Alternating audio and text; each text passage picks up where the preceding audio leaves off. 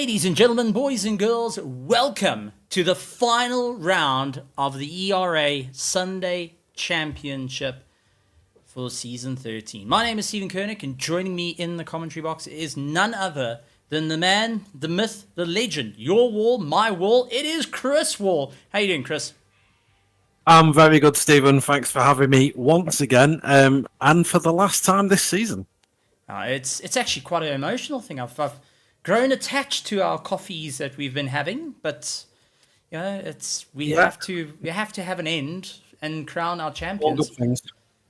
Yeah, all good things must come to an end, Stephen. And I think the journey is sometimes better than the destination. In this case, I've really enjoyed spending some time in the commentary booth with you. It's nice to have some air conditioning up here and heating when we've needed it, and being sheltered from the rain, as we may well see today as well in Barcelona. That's it. Barcelona, the final round of the championship. And with that being said, a lot of the championships are down to this very race. Bar one, though. And that has been won. So, Chris, it's all on to you, buddy. Yeah, well, the final stewarding process before this round took place, that officially crowned Christoph Peterson the now fifth time consecutive Diamond champion. He's taken that now. He's 26 points ahead of Limburg's, so he's now uncatchable. He could basically come and join us today and put his feet up and have a pina colada and not race, and he'd still win. So a fantastic drive for Peterson, but of course there are a lot of other titles on the line, and still very much up for grabs as well. Different positions and different things can happen. In Platinum, that's still very much open. Martin Spitzer currently leads the way there, but Talmo Malmi and I believe Flo Scub are both mathematically in the running for that one. And then in gold, Nicholas Courier, who's had a fantastic season in gold, is 9 points ahead of Lewis Knight, and Flynn Van Holland is in hot pursuit as well. But it really is just between Courier and Lewis.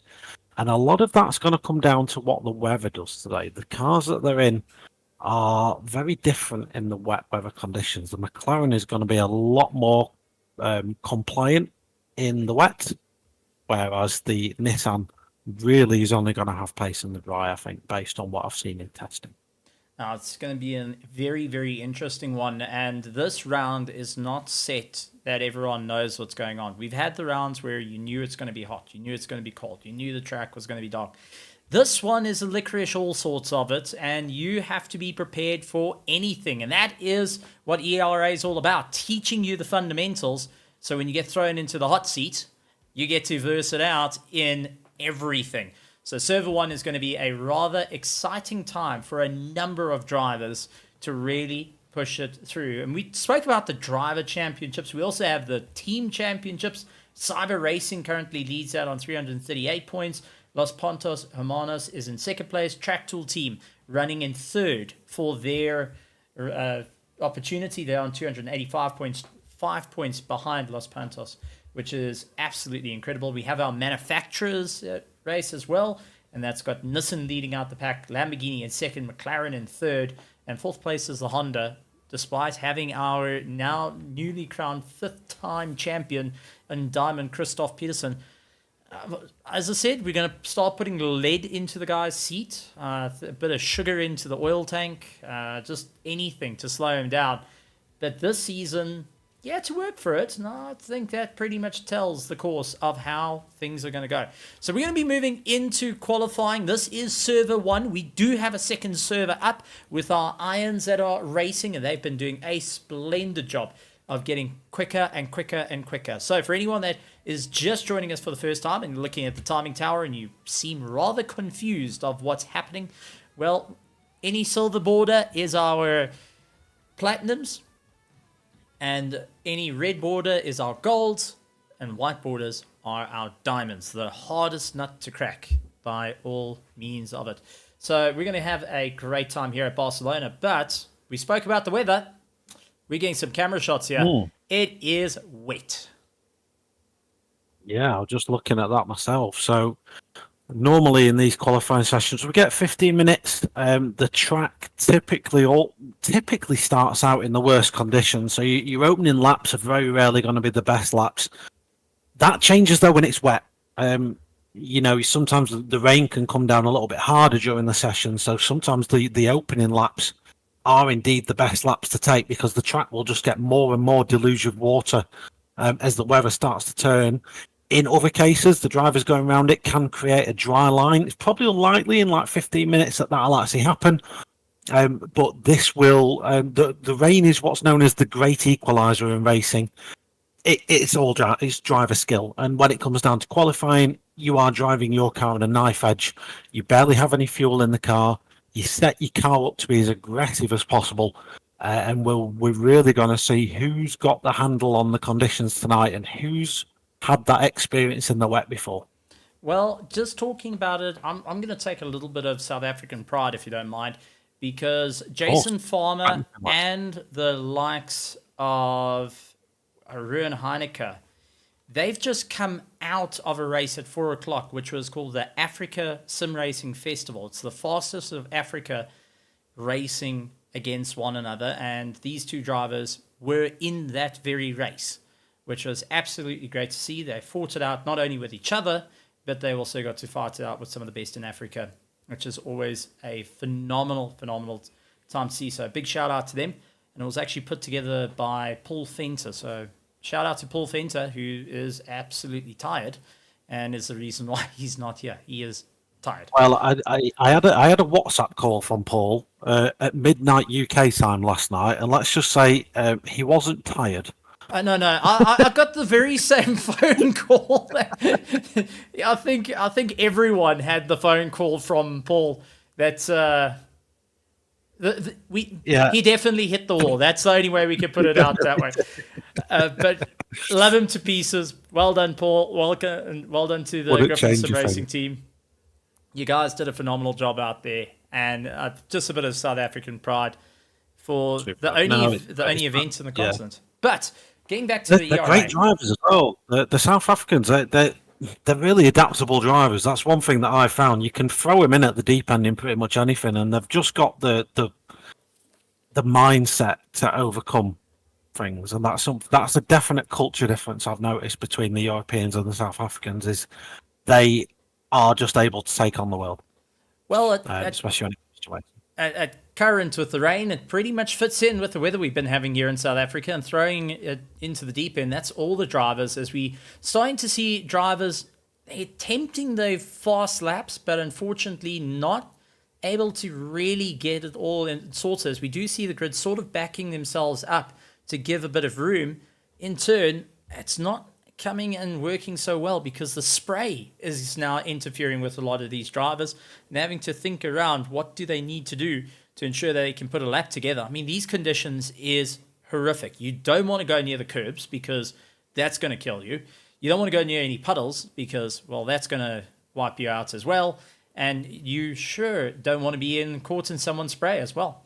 First time across the board, though, is Jason Farmer, puts a 151.18. He gets beaten out by David Roth. Martin Spritzer comes across the line. Darius putting in the fastest lap time of the race thus far. And the Nissan GTR, the 1 minute 49.2. And I will have to say, it is a bit of a sad one that Darius is in a car that now officially counts as a historic because it's no longer being manufactured after 18 years of service. He loves it out there, car choice does, Darius, and I already know what he's going to pick next season. Let's just say it's similarly dinosaur aged, but the car that he's going to pick next season is still in racing, as we saw from the WEC Championship quite recently over at Losail. I'm just wondering, will Christoph Peterson maintain his perfect pole position record? He's yet to set a lap time, but he's set pole so far in every race that we've had. It was close last time at Imola, but yeah, we'll see if he can do it this time out in the wet. I was gonna say the last time he had a very, very, very close call that had him huffing and puffing at the end, and yeah, I wonder if that bite is in there, or if maybe having the belt around his waist yet again is going to weigh him down in this race, because there's still some incredible talent. They are now fighting it out for second place in the championship and got nothing left to lose. They are ready to throw the entire kitchen sink at one another to ensure they get going. I mean, if you went and didn't listen to the pitcast that was out on the YouTube channel, I highly suggest you do, because throughout the entire ERA, everyone is super excited, as we do see Christoph Peterson put in a 148.8. So obviously not enough lead in that cup as yet. So we need to do a little bit of work there. Ernest Umbriggs in second place, Darius in third, Sean Skitter in fourth, as he takes a bit of avoiding action to try and avoid one of the Los Pantos Hermanos Mercedes AMG. Oh, and he gets it all out of shape through the final corner. And that was going to be an absolute banger lap for him. He was up 0.2 of a second before it all went wrong. Lucas Collip, part of our ERA racing team, representing ERA in the top 5. Fantastic to see. In a car that seems to favour some and others is a cruel, cruel mistress, Chris. Yeah, it's a car that can deliver a lap time, but over a race distance doesn't have the consistency in the chassis to maintain its predictability. You sort of have to drive it at 90% to get the pace out of it, and that goes against everything that we've been taught as racing drivers, unfortunately. I was just on board with Nilsson and the Lamborghini, who's just popped it in P5 there, displacing the Mercedes. I was just on board with him because he was 2 seconds up, and he goes P5 overall. Another observation that I've just made in the background is I've just had another little check on the weather. The rain is predicted to remain consistent throughout the session. What does that mean? Well, that means we probably will see a slight evolution in track grip throughout the session. So we may well see some better times towards the end and a slight dry line begin to form. With this amount of cars on track, we have 26 cars, each one of them on full wet tyres, and those wet tyres evacuating the water on the racing line as they're going around. And every time that happens, the track gets just a little bit drier. And once again, you then have to start taking a look at what your tyre temperatures and pressures are going to do, because as everything gets dry, everything gets warmer, and the racing gets a little bit more interesting. So drivers are going to have to keep that well in mind. Nico Lawrence comes across the line. He manages to move himself up into 10th position, improving on his personal best with a 149.902 on that last run. Ploskup running in 9th place, trying to give it everything he's got. We also have Federico Caldero. He's on a bit of a hot run. Unfortunately, put a wheel off and lost a bit of time. So there is a couple of drivers trying to find just that little bit of a dry line. Simon Kussat being one of those drivers. 0.1 up and then immediately loses it with the understeer coming in, trying to power this car around. I've got to say, I would prefer a heavier car in the rain versus a lighter one, just to try and put as much weight and displace as much water as possible off the circuit, versus having a lighter car that tends to float on the top. But as we did hear from Chris saying, these drivers are running the lightest tank possible to get the most amount of speed. Chris, I don't know. I'm still leaning on having a big heavy car. Flint van Holland moves off the circuit, not able to improve his lap time. Instead, not to interfere with anyone else, goes and drops off to the one side. Yeah, the heavier can definitely be better. Especially in the wet conditions. You're exactly right, but these drivers will utilise aerodynamics rather than pure weight to get the same effect, and they'll probably be a little bit more cautious with regards to how much speed they're carrying through the corners. And yeah, you'll probably make some sacrifices, and it is probably worth just tweaking your spoiler up a degree or two, having those canards at the front really pointing down to the floor to get the maximum aero force possible. Because of course we've not really got much standing water on the circuit. It's damp, it's not fully wet, so there won't be tons of water, so it's more worth having just a little bit of downforce. I've just been having a look in the background as well at the Gold Championship. Of course, that's very close with Lewis Knight chasing Nick Correa. Now Lewis at the moment is P8 on a 49.8, and Correa is in the pits, having only done a 51.2 so far. He's only got one more shot at this, and currently he's not in a great position. He's got to deliver in these next 2 laps that he'll get. And he has got traffic around him, as Finn van Holland is one of the cars that he needs to try and make his way through So it's either go and stamp past your competition as fast as you can, or best hope they are in for the win here to get themselves towards the top. It's a really, really difficult time. But take a look at our standings at the moment. First, second, third, fourth, fifth are all our diamond drivers. Sixth and seventh, however, is our platinum drivers. And first of our golds, Lewis Knight, is in eighth, with Flo Scub third of our platinum drivers in ninth, and Nico Lawrence rounding out the top 10 and is our gold driver. We've always seen that the golds and platinums can hang it with the pros, but it seems like when the rain came out, it shows that difference in pace. Who's able to run on that ragged edge, but for how long, that is the question. Looking at also the time so far, the 149.060 for Darius, and it goes all the way down to Christian Goch with that 149.992. All sitting in the 149s, not able to beat the 148.8 set by Christoph Peterson. And everyone below Christian is running the 150s up until 21st by the likes of Ruud Heineke. Below him, David Young sitting with a 151 on the way through. But one driver who hasn't set a time on the board, Sebastian Lucasen, the mental health reminder car, going and still yet to put a time on the board and risking it to rather late runnings, I have to say. Yeah, I wonder if that car had an issue. It was in the pits for quite a while. I don't know if the team were working on something in the background. They're out there now.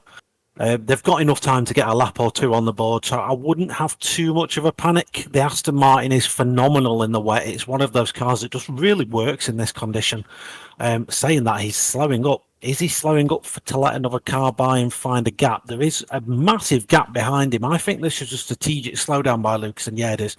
I wondered then whether those gremlins had come back to haunt him. I don't think that's the issue. So he'll have a couple of goes at this now. We'll get 2 hot laps in, and we know Lucason's got a lot of pace. So I'm not worrying right now. But I wonder if there might have been a slight technical problem that the team needed to work on.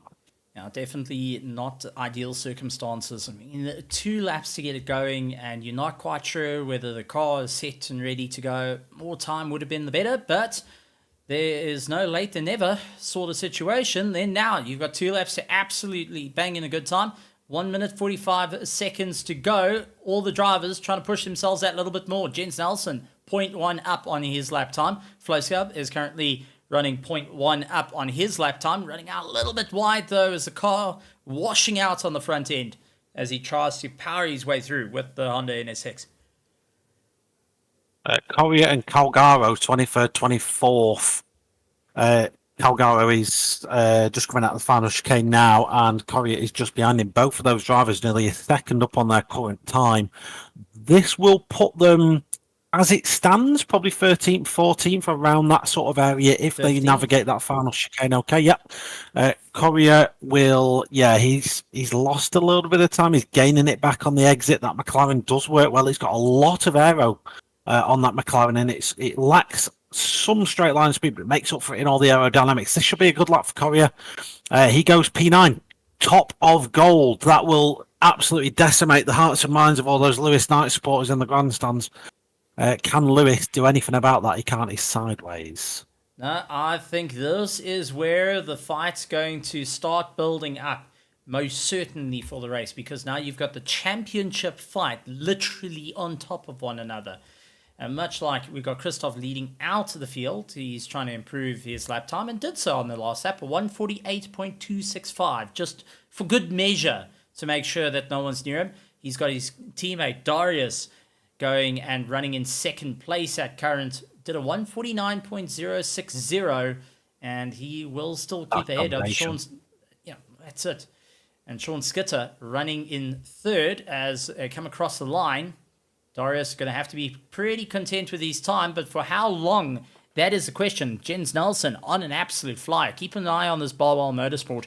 Through the season, we've seen some rather impressive drives out of Jens Nelson, and I'm looking forward to seeing a little bit more out of him. The practice has been huge on his part. He's been trying to do a little bit more every single time, working out the different strategies, trying out different strategies, and also talking to a lot of drivers. Finn van Holland as well, lying in 15th. He's trying to step up to the pace. And Calgaro, 0.3 up on his best, and let's see if it's going to be enough to move him into the top 15, and it cross the line, puts himself into 14th. Hey, that's good stuff.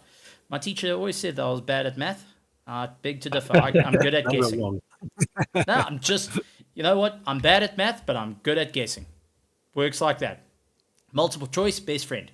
Anything with a calculator, not best friend. Oh, well, Finn Van Holland going in, proving that he will get 15th. So going and pushing down, doing a much better time. Skirt Reynolds comes across. Oh, and the Mustang eats the wall as well in the process as our drivers start making their way through. Final of the drivers to come across the line is going to be Jens Nelson after a sterling effort to try and get himself a little bit further up through the field. I don't think he will be able to move beyond 5th place. That's your order. I'm going to have to take a little bit of a leave of absence from the commentary just for a little bit of time, just while I go and do some background admin work in the other server. But I will be back to join you as soon as that has concluded. But yeah, a spicy qualifying session there, Stephen. A good thing to watch. But utter domination from Peterson, eight tenths ahead of anyone else. That's setting a statement to anyone that thinks they can challenge him next time. Well, that's it. The championship statement is around, and it's got people guessing what's going to happen next. So we'll see Chris coming and jumping in with us a little bit later, folks. But we are getting ready for the absolute race, the final race of the season for season 13. Our platinum and gold championships on the line, second of our diamonds on the line, and it's all ready for some great chaos, some great fun. And honestly, with the grid that we have of these immense pros, is going to be incredible here in Server 1. So Christoph Peterson is the 5-time champion. And once again, congratulations to him, and well deserved. Ernest Lundbergs, who's running in 2nd place, is a little bit down the order. So he's got to try and figure out the pace. He's lying in 4th. Not going to be an easy time. David Schutten, who is not racing tonight, will be losing out a bit of points. Darius will be scoring. He's lying 4th, along with Michael Castro in 5th. 6th place is Jens Nelson, along with Sean Skitter in 7th. 8th is Christian Goth, Ben Hicks in 9th, and Camille Hassan rounding out in 10th for our Diamond Championship. For our Platinums, it's Martin Spritzer, followed by Tom Amami, along with Flo Scub, Simon Kussat, Sebastian Luxon, Skirt Reynolds, Christian Fingler, who's unfortunately out for tonight. Chris Wall, who will be joining us in the commentary box, would be lying in 8th place at current. Lucas Collop in 9th. And 10th place is Eric Vittal, along with Neil Greening, who unfortunately hasn't been in the grid. Moving on to our golds, Nicholas Cora will be looking in his mirrors as he fights it out with Lewis Knight for that championship. Finn Van Holland running in 3rd, and Nico Lawrence in 4th. David Young in 5th, with David Roth in 6th. Federico Caldero in 7th, 8th place is Nicholas Porras, Hanso Foss, and Christoph Wolowski rounding out our top 10. And that little bit of notes coming in from Jeff, just saying the rain's coming down, watch your braking distance, don't get too wild out there. We're in for an absolute treat from our drivers here at the beautiful circuit of Barcelona. And as stated, that rain is still coming down, but not as bad as we thought.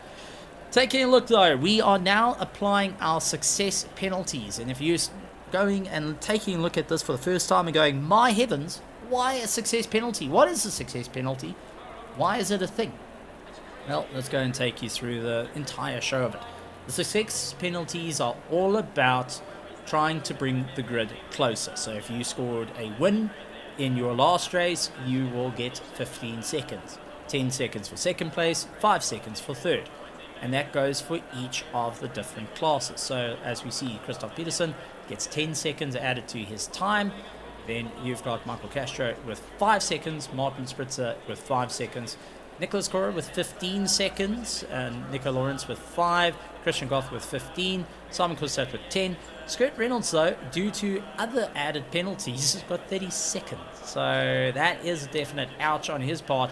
Reynolds, who has really been on that climb, will have half a minute to deal with in the pits, and it's going to take him out of any championship fights. He's going to try and make up as much time as possible. Tom and Malani got 15 seconds and 10 seconds for Hanso Voss in 22nd. A little bit further down, though, we do see the rest of the drivers just getting themselves ready, and no penalties being applied there.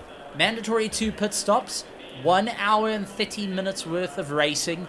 A lot on the line here, folks, in terms of championships for season 13, for the first who is going to have a huge amount of fun. I mean, this is going to be a monster race, and with the longest race of the season coming into play, everyone is going to be watching their fuel usages. 2 mandatory pit stops. When are you going to get into the pits? Are you going to change tires? Are you going to refuel with short fueling? Are you going to be maximum fueling for the start? What's the game plan here? Because you have to serve 2 pit stops during the course of this race. Serve your penalties if you have it, and also ensure that you're spending as little time in the pits as possible. Otherwise, you're going to be landing up in a world of hurt. So the drivers are going to have to be well aware of that situation and think what is going to be the right strategy, the right call for them to ensure that they will get across the line to take the win. The final checkered flag for season 13. That has been an absolute huge turn of events on the way through. We've had all the highs, we've had all the lows, and now we get to see all the excitement coming into it as well. I've got to say, I'm on the edge of my seat waiting for this particular opportunity, this moment of who is going to stand at the top of the charts. Well, only one will be able to do so come the end of this race. So, that being said, we're waiting 20 more seconds to have our cars come off the jacks. You'll see them dropping down onto the circuit, those tires being exposed to the cold surface.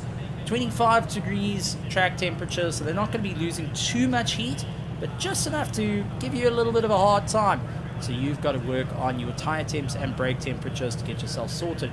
We do see Simon Kusset, however, who is in pit lane, who did not get to go on the grid and will be starting from pit lane at the beginning of this race. Not an easy time, and definitely going to be a bit of a rough one for him, considering he's also got that 10-second penalty to go on as well.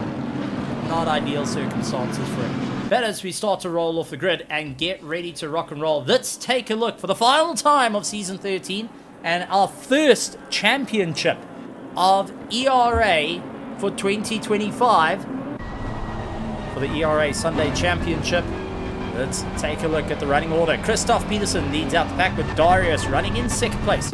Sean Skitter in 3rd, Ernest Umbriggs in 4th, Jens Elson in 5th place. Lucas Collum in 6th with Michael Castro in 7th. Martin Spritzer runs in 8th place, followed by Nicholas Cora. Lewis Knight, these two fighting it out for the championship. Going to be squaring up side by side. Flo Scott, along with Nico Lawrence, Christian Goch, Clint Van Holland, Federico Calgero.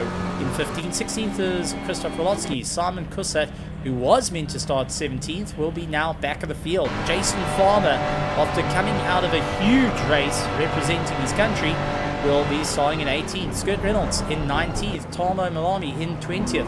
21st, Nicholas Porras. Hanso Voss in 22nd. David Roth in 23rd. Ruben Heineke also representing his country today in 24th position. David Young will be squaring them up in 25th. And Sebastian Luxen rounding out our field. Unfortunately, not able to get that time on the board to work out through the field. Now, drivers making their way through the back section of Barcelona start to work on those temperatures in the tires and brakes and ensuring that they can keep going as they start making down this little straight. This is where you want to start moving a little bit left to right, generate that heat into the tires, into the brakes, try and ensure that you keep going, because the next section you're going to be lining up side by side. Nerves will be on edge. Drivers is standing on the back of their neck as they realize that this is the time to shine. This is maximize the points. There's no dropping out. There's no errors that can be done.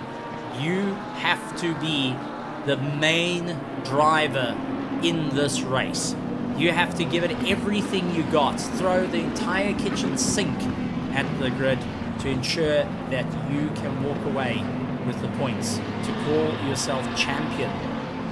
There can only be one in each class. There can only be one manufacturer that stands tall. There can only be one team that stands above them all. And we're about to see it as they round, heading towards the final corner. 70 kilometers now. Jeff will guide them in. No moving out of position. It is side by side, staggered, and getting yourselves ready on a very, very wet surface. 1 hour and 30 minutes worth of racing, the longest we've had all season. Christoph Peterson will go and take the run off the field, and Darius going and slipping back into second and now under threat. So as Ernest Lundbriggs has a good look at Lucas Collett, jumps up the order. He's going to try and put his nose in, heading into turn one as they all dive down late on the anchors into turn one. And Collett going in, a little bit of muscling effort against Ernest Lundbriggs. He does bring it back, but nearly loses it into Sean Skitter, who goes and drops down. Jens Elson says thank you very much. So we see Martin Spritzer trying to make his way through. Michael Castro going and having a bit of shoulder rubbing, but it does look like most of the drivers only having a little bit of a paint rub on the way through, as we do see Michael Castro making his way by. That is Spritzer landing up into the dirt, not able to slow the car down as quick as he wants. Lucas Collett dealing with Jens Nelson, stuck on the outside and getting pushed along by Sean Skitter. Now it's going to be 3 wide for the cars, and Lucas trying to close that door up, not wanting to happen. Goes late on the anchors, and a bit of assistance from Sean Skitter. He brings it back, and Skitter a little bit slow on the exit. Has Flo Scub have a good look at him, get past, and immediately Michael Castro trying to capitalize on the effort as well.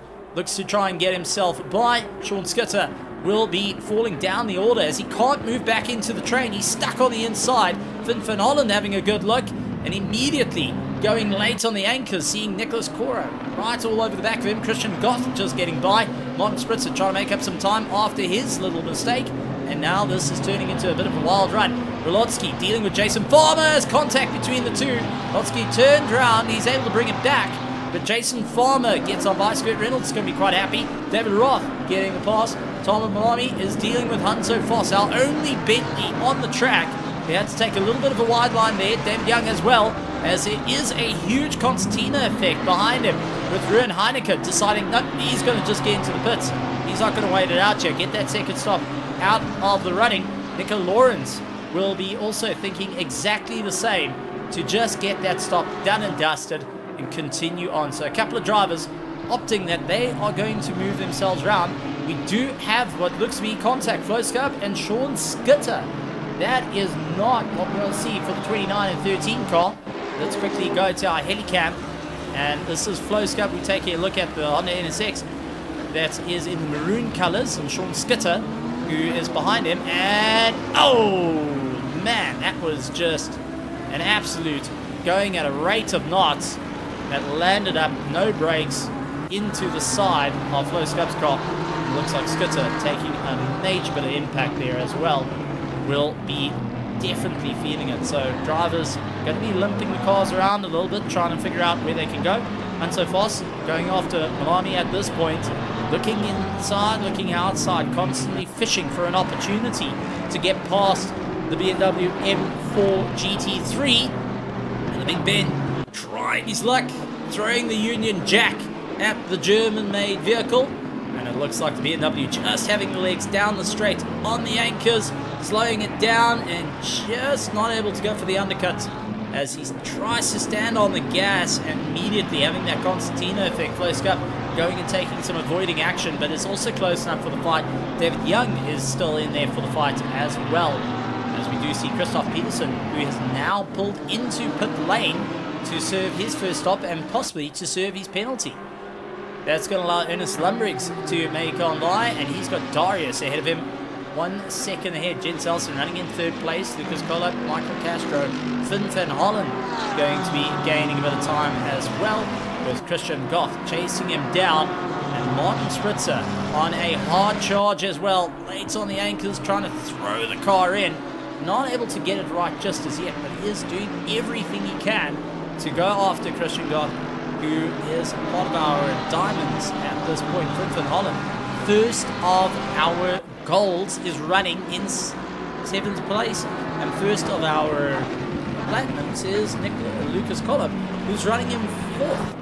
What a phenomenal effort on their side. But that being said, keep an eye on the pit stops. That is going to be the telling sign of what's being done. Jason Farmer was only stopped in the box for 6.5 seconds, so it's a quick refuel. So was Ruben Heineke, so they went a little bit of a short fuel situation just to ensure that they can go that little bit extra into the race by their second pit stop. It does look like the track has dried up a bit.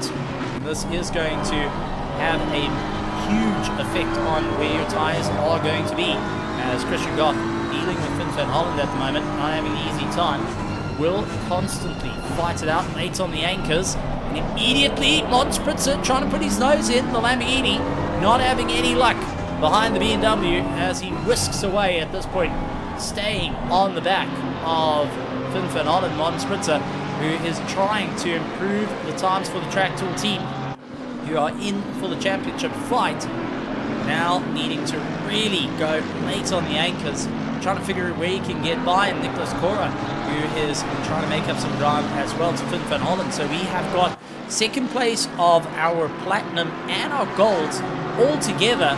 You can see Nicholas just wants to get going. He wants to get past, lines himself up for the outside. He's not going to have the inside line. This is going to be a bit of a tough call. Swooping back in, tries to look for the inside, second guessed it. Not too comfortable on the anchors just as yet, as he tries to pick up this dry line. We're starting to see form, that little bit of a shine coming through tells us we are in for a very, very interesting race nonetheless. So great racing from our drivers, as we do see a yellow flag for the 612 car. That is Martin Spritzer, who would have had a little bit of contact. Yep, this would have been rear contact. Just getting a bit of a bump draft, I would presume. And there it is, the bump draft. Just to give a little bit of a heave-ho, let's go situation. And continue on the run. On Spritzer, once again trying to defend from the outside line. Nicholas Cora going elbow to elbow with him and continues to get on by. So absolutely just really muscling his way through and doing a phenomenal job in the running order. Fastest lap time of the race, so however, has been set by this man, Ruben Heineke, who has completed his first pit stop. He's chasing down his teammate of Jason Farmer on the way through. Sebastian Luxon coming out of pit lane will also be joined by Nicholas Porras as they make their way out of the pits, completing their first pit stop, ensuring they can stay in for the fight. Finn van Holland in 6th, watching his mirrors as Christian Goff and Nicholas Cora having a good go at one another. Martin Spritzer joining into the party as well, as we do see Christian Goff a little bit slow on exit, try closing the door heading towards pit lane. That has fouled up Nicholas Cora, and now Martin Spritzer has an opportunity to look around the outside, heading into turn 1, slips back into the toe, not wanting to be lost out any too much of a running, tries to get on by. They are fighting it out. They're not necessarily in class fights, but they are needing to move up through the order to stay in their own championship fight. So Martin Spritzer, hanging on for dear life, has got Skirt Reynolds, who's got that 30-second penalty added to him, so he wants to get as far up through the field as possible to stay in for the fight. As we do take a look towards fight in first place though, as Ernest Lundbriggs having a good go at Darius, the Lamborghini versus the Nissan GTR, front engine turbocharged versus the vicious V10 Lamborghini mid-engine, going and really putting in a huge amount of effort. Looks for the inside line, and as the track starts to dry up, getting more and more feisty, realizing he has a bit of top end there, and Lucas Collop now up into 3rd place. He's been missing for the season, but on return has been putting in a great show. So always great to see drivers going and giving themselves that little bit more of an edge to fight it out a little bit more in the race. Ernest Lundbriggs constantly in the toe, ensuring he can stay in for the fight. Going to be really, really late onto the anchors just to try and keep as close as he can, force Darius to run out a little bit wide. We are getting yellow flags from the back as Finn van Holland getting a little bit of the nose shown by the McLaren of Nicholas Cora. Gets on by, and Van Holland saying, okay buddy, right, we're going to have to think about this one. You and I are fighting it out for class position, and now you have managed to get round me. Porsche starting to feel it as the track dries out. Christian Goff dealing with Martin Spritzer as he tries to hunt for any bit of wet puddles there is on the circuit, try and cool those tyres down as the track temperature starts to rise. 26 degrees. This is when you're going to start considering maybe, just maybe, switching over to those dry tyres. Kurt Reynolds dealing with Tomo Malami, who is going around the outside and really having to work a bit hard there. Switches to the inside line. Scoring the pass. Absolutely incredible run on his part. And Tono trying to make up a little bit of time through the running order. He's catch up to Martin Spritzer at the moment.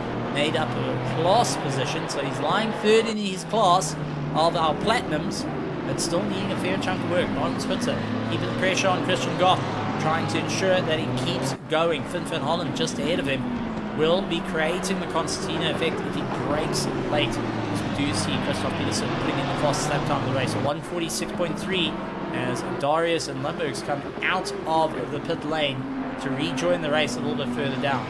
So those that are leading out who have done the pit stops is Jason Farmer up into 17th, and he is still continuing to push on. Finn Van Hollen stuck on the outside, Christian Goff on the inside, and it looks like Martin Spritzer trying to join in with the BMW, ensure maybe to close off that door, and does so as Van Hollen, now down 2 positions in a single corner, will all of a sudden have a bit of a difficult time as Tomo Malami now getting into the fights as well. Simon Kusat going and making moves and waves as well, trying to improve as we see David Roth, and that is not what they wanted to see as Tomo and Finn Van Hollen having a bit of contact with one another.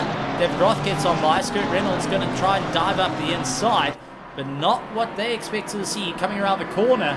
Yellow flags would have been waved, but you are certainly hoping that all will be fine. So let's take a look towards our helicam, get a bit of understanding of what happened for Finn Van Hollen. So a little bit understeer, a little bit oversteer on the exit, slowing things down, trying to find any bit of grip possible late on the anchors, and there's the slightest of taps on the rear, instantly going and having him turn around, and now having to try and fight it out. As we do see Kurt Reynolds lose our position to Rolotsky, who has a phenomenal drive out of the corner and seems a lot more put together since the beginning of the race. Possibly set the car up a little bit more to the dry, ready to handle it as Van Hollen fighting out with David Roth. Tomo Malami will have Rolotsky looking in for the inside as David Roth forces Finn Van Hollen out wide, and Finn now dropping down the orders, going to try and fight back 3 wide. Not going to happen, but is going to have the BMW sneak in on the inside, along with Rolotsky having his look to try and get the pass done and dusted. So that is an absolute phenomenal one, but David Roth in the Porsche 992 GT3R will have Tomo's BMW M4 GT3 having a good look around the outside and just managing to get ahead. Under braking, Finn Van Hollen tried his luck. Oh man, big impact for Rolotsky, and we also saw that car jump up on 2 wheels after the impact. That was definitely not a good one for him. Let's quickly take a look at Rolotsky. This is with him having a go at Finn Van Hollen. Couldn't quite get on by just as yet. Going to be hard into the brakes, and we will start to see the first of the accident coming through. Turns in, across the nose of the 50 Honda, the 50 McLaren, and that's Federico Caldero that impacts him enough to dig the nose underneath the car and creates a little bit of lift. Jumping that Lamborghini on 2 wheels, and definitely going to be feeling it during the course of the race as Lewis Knight trying to straight line him at this point. Not going to have an easy time. Going to try and go late on the brakes. The Angry Weasel not really complying, has a little bit of understeer starting to creep in, and will continue on the drive nonetheless. As we do see Tomo Malami, that's Christian Goff, who runs out wide into the dirt. Martin Spritzer says thank you very much. Makes his pass on the way through. Jason Farmer up into 14th though. Keep an eye on him.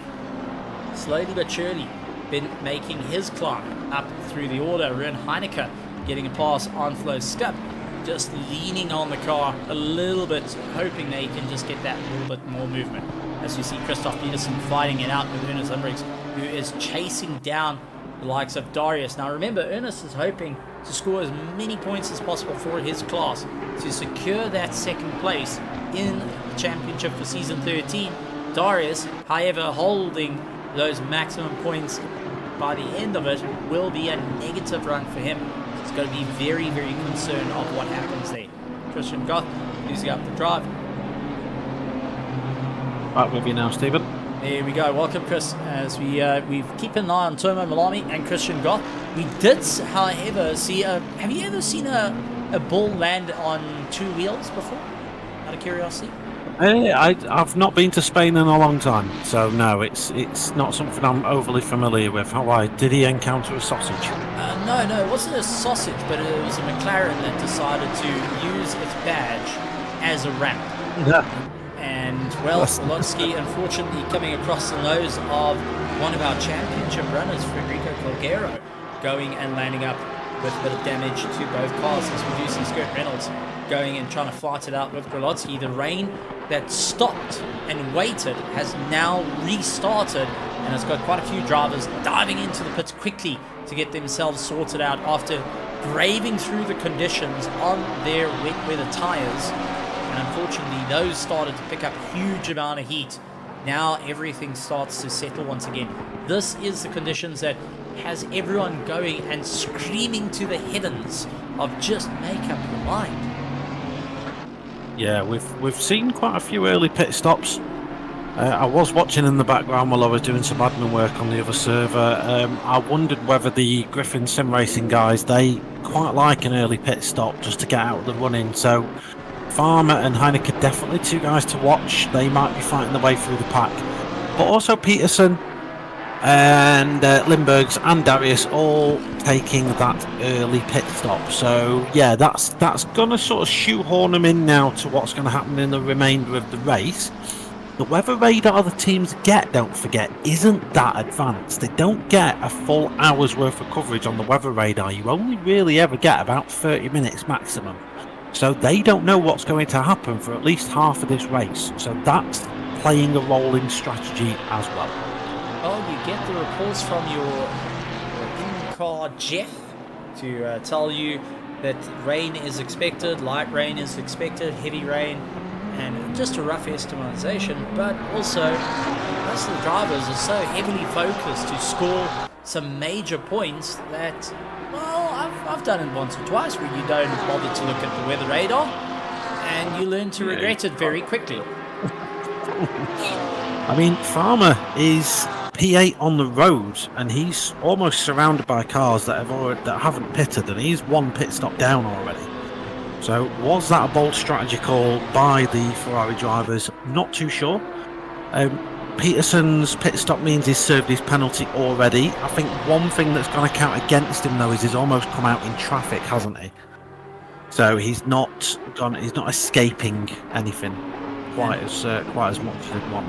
And he has also had Ernest Lundbergs for company that kept a good defensive run on him, knowing that he can't let Peterson by, otherwise his chances of catching up to Darius will slowly dwindle, because there is definitely communication amongst the team of, okay, can you just create a little bit of movement here, as Flo Scub basically getting bullied out of the way on that one, as he opened the door for Darius and immediately had the likes of Ernest Lundbergs and Christoph Peterson saying thank you very much. Hanso Voss is going to get it as well. The big Bentley suddenly having the likes of Peterson and Ernest Lundbergs going around the outside of him.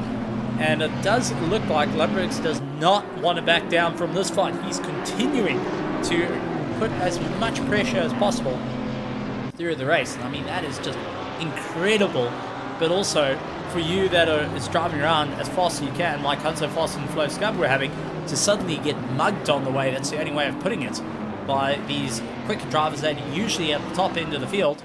It does make life a little bit interesting. It's also where can they get you, trying to figure out how to assist with the pass, but at the same time not lose out, especially you don't want to lose out your racing. No, and with the track now in what's officially called greasy state, this is almost like the midpoint now between wet and dry tyres. So when you start to see the track in its current state, where you have a little bit of a dry line There is still a little bit of rain coming down, but with the amount of cars circulating, it isn't actually saturating the track as much as you want. So the wipers are on, but if you're actually going car and have a look at it, you can definitely see a dry line on track. And is that playing into factor with any of the pit stops that we've seen? Are any of these drivers on those dry tyres already? It's hard to say from where I'm sat, but there might be a couple that have rolled the dice and done that. As we do see the likes of Rin Heineke making some moves and grooves, getting past David Roth as we jump on board with Roth. You can see holding second gear and just fighting with the steering wheel a little bit frantically, seeing where he can get a bit of momentum at this point.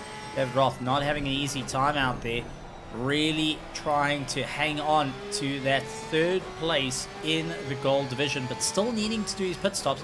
Jason Farmer up into 6th with that early pit stop, and his teammate going to be also joining him up into that top 10 and closing the distance down. That early pit stop most certainly helped, but how long it's going to be is a different question, as Christoph Peterson now putting some pressure on his very own teammate as they leave Scott Reynolds no option but to slow the Mustang down as much as possible. Quick flash of light saying, go on boys, enjoy.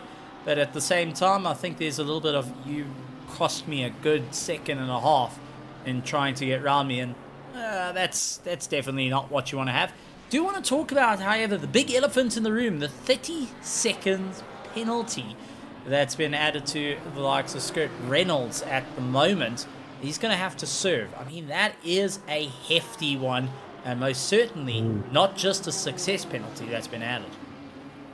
No, that's what the stewards would call boot firmly applied up backside, unfortunately. And 30 seconds is pretty substantial. That's basically a stop go 30 in his pit stops when he does come to serve one of his mandatory stops. So he'll have to stop for 30 seconds without anyone doing any work on the car. So that will be over and above any other stuff that he gets done in the pit stop. So that could cost you a lap, basically, when you come in to do your stop. Yeah, it's a big penalty. That might also be why he's waiting for a lot of chaos to unfold before he goes in and serves it. Had he done that near the start of the race, he'd be a lap down and it's game over from the start. Waiting to serve that is probably a strategy call for him. As Finn Van Hollen gets sideways in front of likes of Darius and now has the entire mob coming at him, tries to get back and see Christoph Peterson's there, and immediately Ernest Lundberg's not giving the option to the Porsche to be splitting between himself and Christoph. He wants to stay in that mix. Lundberg's is not holding back. He is ensuring he's firmly right up the bumper of Peterson, because if Peterson makes a move on Darius, he wants that opportunity. And Peterson just got his braking wrong as well, and just had to avoid basically colliding into the back of Darius's oversized Nissan, and that's let Lindbergh's right into the fight again. I was chuckling in the background there about Lindbergh's on Flynn, because he basically just shoehorned that Lamborghini into a space that probably wasn't there. But you have to do that, you've got the champion in front of you, and you want to make a statement. Lindbergh's will be coming full hardy for this championship next time around, and this is where you start making that statement now. I know these two spend a lot of time on track together, immense respect between the two drivers, but the second you put a steering wheel in front of them, that all goes out the window, and they will fight until there is no fight left.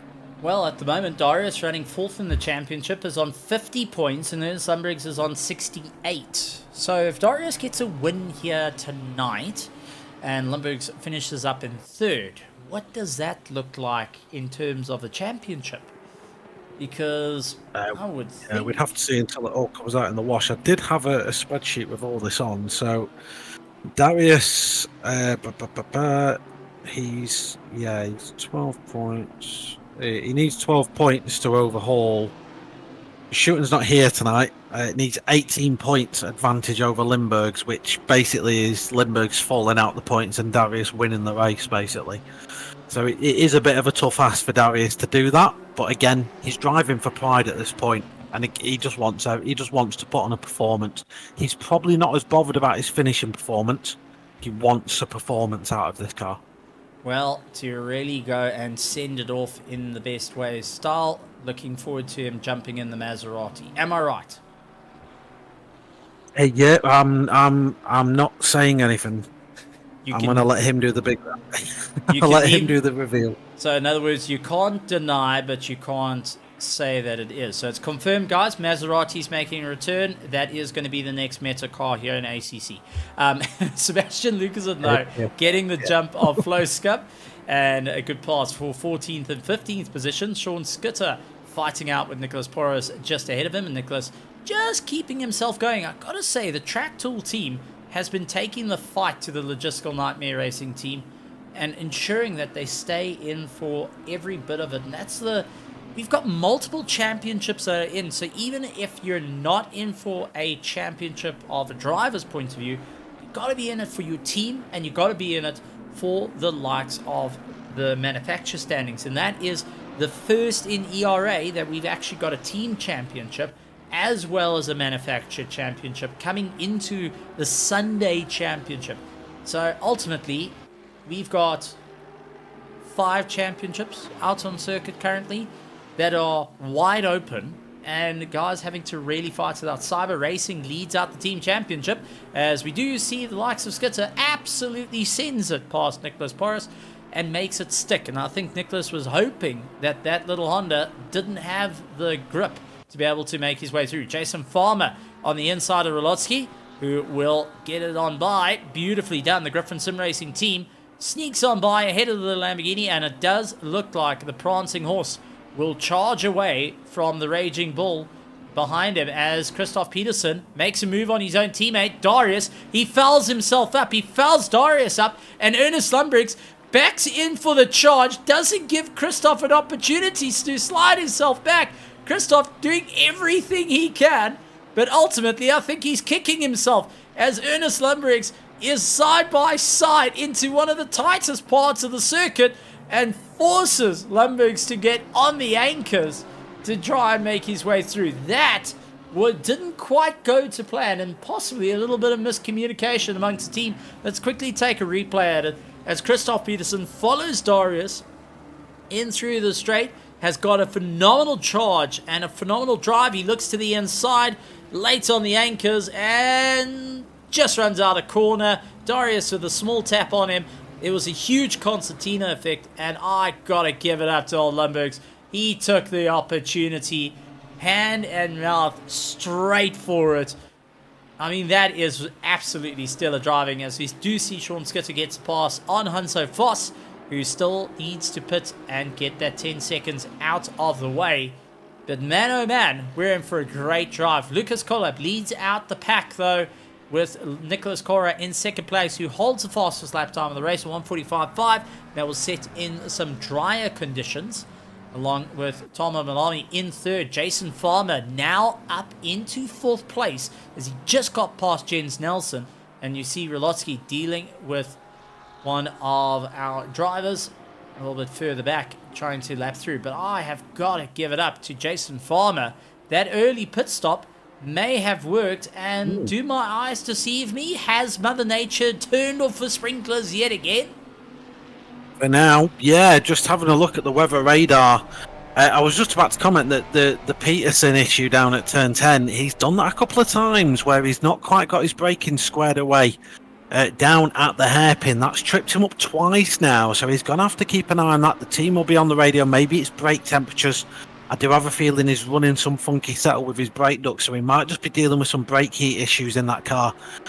Yeah, just to comment on the weather, we are dry and cloudy for the next 15 minutes, which means, although we've still got some moisture on the track, we will see a quick formation of a dry line, and if you're observant, you'll see the windscreen wipers, unless you're directly behind another car, will be off.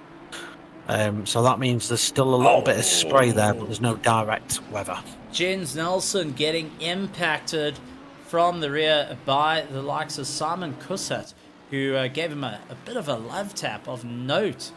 So Nelson got put sideways, and let's quickly take a look at that, because that was it's a bit of a hard one, I won't lie. So we jump on the rear wing of Jens Nelson. You can see putting up a bit of a fight. Simon Kussat wanting to get that pass done and dusted. And there's the contact, and Ruin Heineke says thank you very much. Gets on by without too much of a problem. Jens Nelson, unfortunately, down the order on that impact, will be saying a few words there's most certainly, he had Darius immediately coming up and following behind him. And Darius is joined by Christoph Peterson and Ernest Lundbergs, who make their way by, so scoring themselves another position on the run through. And knowing the drivers, they didn't quite make it the easiest to filter back in when you have this little train on you. Yeah, these lapped cars now starting to play a factor. Some of these cars maybe just not done a pit stop yet. Some of them maybe have done a pit stop, and that's why they're falling back. Just while I'm thinking about it, Peterson did tell me just before the race that there's a little extra detail on his car, on the rear somewhere, just as a nod to his championship win. I've tried to see it and I can't find anything. I'm just wondering if your eyes are better than mine, but just asked me to have a look at that. Skirt Reynolds also running a slightly different livery tonight. A lot of drivers giving final farewells to season 13. What else is going on circuit? There's a lot of little battles kicking off on circuit. I'm really impressed with Farmer so far. He's having an absolute flyer out there with that early pit stop. One of the fastest guys on track as well. So he's lapping sort of in the 47s at the moment. Mid 47.3 last time out. The car ahead of him last time out was a 49.3. So he's 2 seconds faster than the car he's chasing per lap. The only other drivers doing those sort of times are contact! Lindbergh and Lukeson.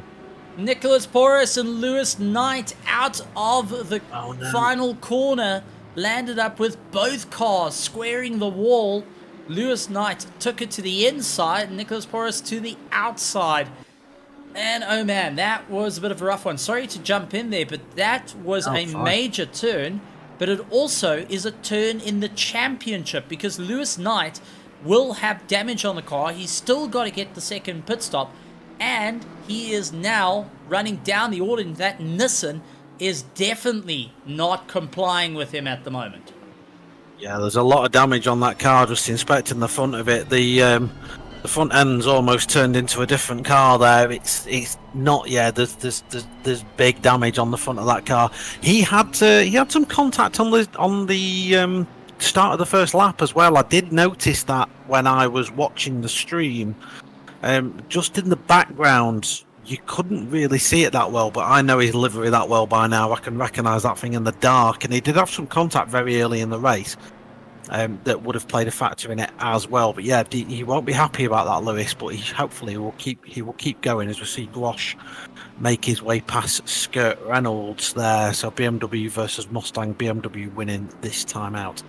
No, incredible stuff. And oh, man, the Track Tool team really taking the impact there. Nicholas Porras, who was coming out and was side by side, and both sitting on the worst parts of the circuit, not having all four wheels on the best line. That is always a problem. You've got two wheels on the good stuff and two wheels on the bad stuff. Well, it ends in a bit of a gambling game, and where you're going to come out, well, that's always the question from our drivers. As whoa, Martin Spritzer had to take a quick evasive maneuvers as he tries to get past Nico Lawrence. That was definitely trying to talk to one another. But teammates killing each other. Well, it was rather close to killing. Oh, and Martin Spritzer goes out wide. Nicholas Lawrence will have. I mean, this is just getting a bit wild for the Track Tool team. Guys, you're fighting it out for the championship here as a team championship. Thing is, I know why. So yeah, I've got a gut feeling about this, Stephen, and I'm revisiting the weather again and looking at who's done what, and the track has now officially dried out to the point where it's now not classified as wet or even damp anymore, and not even greasy. It is now what we call a fast track. So that means there's enough grip on there now to sustainably run dry, slick tyres perfectly well and set qualifying times. Anyone that is on wet tyres still, they will be suffering. Yeah, no, this is definitely a tough time, and the rain starts to come down. Screaming. Well, you called for the heavens, and the heavens have opened up. Yeah, the rain has I say that, we hit rain again, yeah. Just enough to settle the nerves, but I think by the damage of the tyres, is Jen Nelson instantly getting a tank slapper as he comes out of the corner, feeling that the rain is now pouring down, extremely difficult. Ernest Lundberg's immediately on to Christoph Peterson as Darius trying to make a move on Ruan Heineke. Now they're fighting it out for overall position. Means Ruan doesn't have to move out the way. Ruan's going to ensure that he stays on the back of Rolotsky that's ahead of him, the Lamborghini that is leading out this pack. And it's 1, 2, 3, 4, 5 cars in the order, and they all within 0.1 of a second of one another. This is going to be a bit wild under braking. Rolotsky leading out the train. Track conditions have now evolved yet again for 55 minutes of this race remaining. And we do have a new leader of the race, Nicholas Cora, as Lucas Collard pulls into the pits. And we do have Heineke fishing to try and get on by. He gets the pass done. Darius having to defend against his own teammate, as we do see the likes of Lumbergs try to hurling himself into the fight. Ruud Heineke gets past. Oh no! Contact. It's contact, and it looks like it was between the two teammates. Christoph Peterson going and giving a little bit of contact. Yeah, it was Limburgs that tapped him. Oh, okay, right. So life's getting a bit interesting all over for the drivers. And unfortunately, playing Piggy in the middle seems to be the worst, as Scott Reynolds serves his 30-second pit stop. Man, oh man. Definitely, that's when you're going back to the... next season. Yeah. That's going back to the stewards with some flowers after it and saying thank you very much for the hard time. Not a good time. But late on the anchors, as Darius gets on past Rolotsky, and now Christoph will have to try and make his way around the Lamborghini. He actually gets fouled up, and that has helped Ernest Lumbriggs. He's trying to go around the outside at this point. Can't really get it hooked in. And do you think Christoph's sweating a little bit, not being able to get the cleanest of passes done as he tries for the inside line? Yeah, he's already had this a couple of times. And again, I think Rizolski might just be on the wrong tyres, or his tyres are overheated from that dry spell we had a moment ago. It was a lovely move by Darius down into turn one, just absolute commitment to the cause, just throwing it down the inside. We love to see that sort of move. And obviously Rizolski was, I wouldn't say compliant to it, but he knew it was coming and didn't put up too much of a fight. This little battle is only helping Farmer. So looking at the times have tumbled by an average of second a lap while these guys have all been stuck together, and the only driver that's benefiting out of all this is Jason Farmer, who is currently third, and he's just flying away with it. He's last lap of 46.9, Darius 48.9, Christoph 48.8. So yeah, he's really flying up the road there, and at this midpoint of the race now, nearly, Jason Farmer, really, really, really strong position. Well, Ruud Heineke put up a fight against Darius until Darius managing to get on by. But Heineke also pushing as high as he can. The Griffin Sim Racing team are having a little bit of a warm-up earlier today. Now, we've got Heineke pulling into the pits. Rolotsky pulls into the pits. But it is Nicholas Cora and Malami that are still out needing to do their second pit, well, their first of their pit stop, while the rest have completed their first pit stops. Jason Farmer, 2.3 seconds behind Talmo Malami, will be going and rubbing his hands together, knowing both drivers have got 15 seconds to serve on top of their pit stop that needs to be done. So that is 15 seconds to ensure that you stay in for the fight. That also does bring me back to a driver that we saw not able to get a lap time, and that is Sebastian Luxen. Haven't really seen much of him during the course of this race, and it looks like for the right reasons, I guess. Well, he's just gone on with it. He's definitely gone on with it. He's in 8th place. I mean, from stone dead last, he's managed to make his way to 8th place, which is an incredible effort on his side. And, well, you've said keep an eye out on the driver. We keep an eye out. He's currently 3rd in the Platinum class, with Talmo Malami in 2nd place overall, still needing to pit. The only person he's really having to chase down, he's 8 seconds behind, is Lucas Kollop. As Ruud Heineke comes out of the pits, he will slot into 14th position and ensure that he can keep on for the race. As Jason Farmer, now within a second of Talmo, that BMW is not a happy camper. Nicholas Cora pulling into the pits, and it looks like Talmo deciding to go in the pits as well. Jason tried using a little bit of a tow and realized that he was going into the pits. Second guess the option. Jason Farmer now taking the lead of the race for the first time. Darius into the pits, Christoph Peterson into the pits, and Lumbergs into the pits as well, going and ensuring that there's a reaction to every action in this little trio. So these guys now, they're committing to, so Darius, Christoph, and Ernest, these guys all now committing as well as, oh, in fact, there's a lot of cars in the pit stops here, Steve. We've got Nick, Simon, and Flo all in the pit. Don't forget what I said earlier, they've only got about a 15-minute forecast window from the weather radar here in Barcelona. It's not the most advanced system. It is currently predicting nothing but rain in the forthcoming times, and we've got a track temperature of about 20 degrees. These guys will now be committing to hoping to do no more pit stops, so they'll be putting all the fuel in they need to do the next 50 minutes and just hoping that the rain stays. So these guys will now be praying that the rain is to remain and no more dry weather. Rain stays in the main. I think was the rain in Spain falls mainly on Circuit de Barcelona, Catalunya, is what these guys are obviously. There we go. I knew there was something, but I just couldn't get it right. And all I needed to do was lean up against the wall, and it. And look at this: Lindbergh's and Peterson on the exit of the pit side by side, and neither wanted to give up, and Lindbergh's had to take to the grass to not sustain. This is the level of competition that we aspire to in this league. That they would rather go on wet grass than give up a position. I love to see it. Well, you know what? We've always talked about drag racing. Well, let's do some drag racing. We were just watching the replay of it, exiting the pits and just showing. I think the only reason Lindbergh's actually lost out that little bit of drive to the likes of Peterson is purely on the fact he was on the grass. If not, he would have been right in for the fight. Yeah, he'll be hoping to put a charge onto Christoph now. These guys racing to the end, so they'll have similar fuel loads. The tyres are going to be exactly the same age. They've both got to compete with the same weather. This now comes down to purely how much preparation have you done? Have you got your car set up right?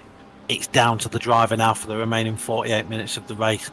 There's other drivers in contention. Farmer pits, by the way. I don't know if you clocked that. Yeah, so he's pitted now from the lead. Whether he comes out in the lead, I don't know. No, he won't. But he'll be in a really good position when he does emerge. I want to talk about something, because if I remember the train that went into the pits, Darius was leading the train. We saw Christoph Peterson and Ernest Lundberg leave the train first. Darius is now sitting in 7th behind Ruben Heineke, who is putting up a monster fight. Looking at the times, he spent 36.6 seconds in pit lane, where the likes of Peterson was 33 and Ernest was 32.4. So they definitely changed tyres, but Darius had the most impact. Despite being first into the box, he was last to the trio to come out, gets ahead of Ruben Heineke in straight line power, but trying to slow down the Godzilla, and drifts it! Oh, beautifully done. Yeah, I love that. It's probably fuel. Darius was probably carrying a little bit less fuel in that last stint than a lot of the other drivers. That may well be what the time accounted for. I wouldn't be too worried about it. That was probably just part of his strategy. Sometimes it does bite you on the backside, but now this track is getting really saturated with water, Stephen. We've seen, if you just look at it now and compare it to what it was like just 10 minutes ago, this is saturated now. Now, this is absolutely a misery if you are trailing behind cars, that is for certain. I mean, let's take a look at Ruben Heineke, who's chasing down, and go to our helmet cam. Big shout outs to our helmet cams. You know, I've got to say, Tim goes and hides these cameras all over the circuit and all over in people's houses and helmets and all that. And we get to see all the weird angles. It's absolutely great. But you can see the spray coming off the back of the cars. And the closer that you are, the worse it gets. And you can see immediately adjusting settings on the steering wheel as well, trying to work out what's going to be the best for ABS, brake bias, different controls, and constantly making those adjustments. These are what the drivers are going to be doing. One thing that you learn over time is you adjust the car as the race continues. If the tires start to drop off, you're moving your brake bias, you're moving your ABS, your traction control, and even if you go into the prototypes, you take a look that cars start changing their anti-roll bars down the middle of it. As Sean Skitter going and doing a tribute to Paul Fenter, spins in the middle of the circuit, gets himself rejoined, and continues on. You've got to give a tribute to your fellow drivers, even though he's not here, to go and be a part of the show.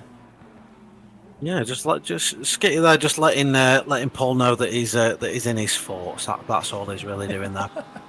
Yeah, you touched on what can drivers change during a race, of course. Always we see a little bit of contact in the background. There's contact between a Mercedes and someone else. I didn't see who that And was. that's Flo's I'm scub. gonna Flo Scub is close off. coming across it, yeah.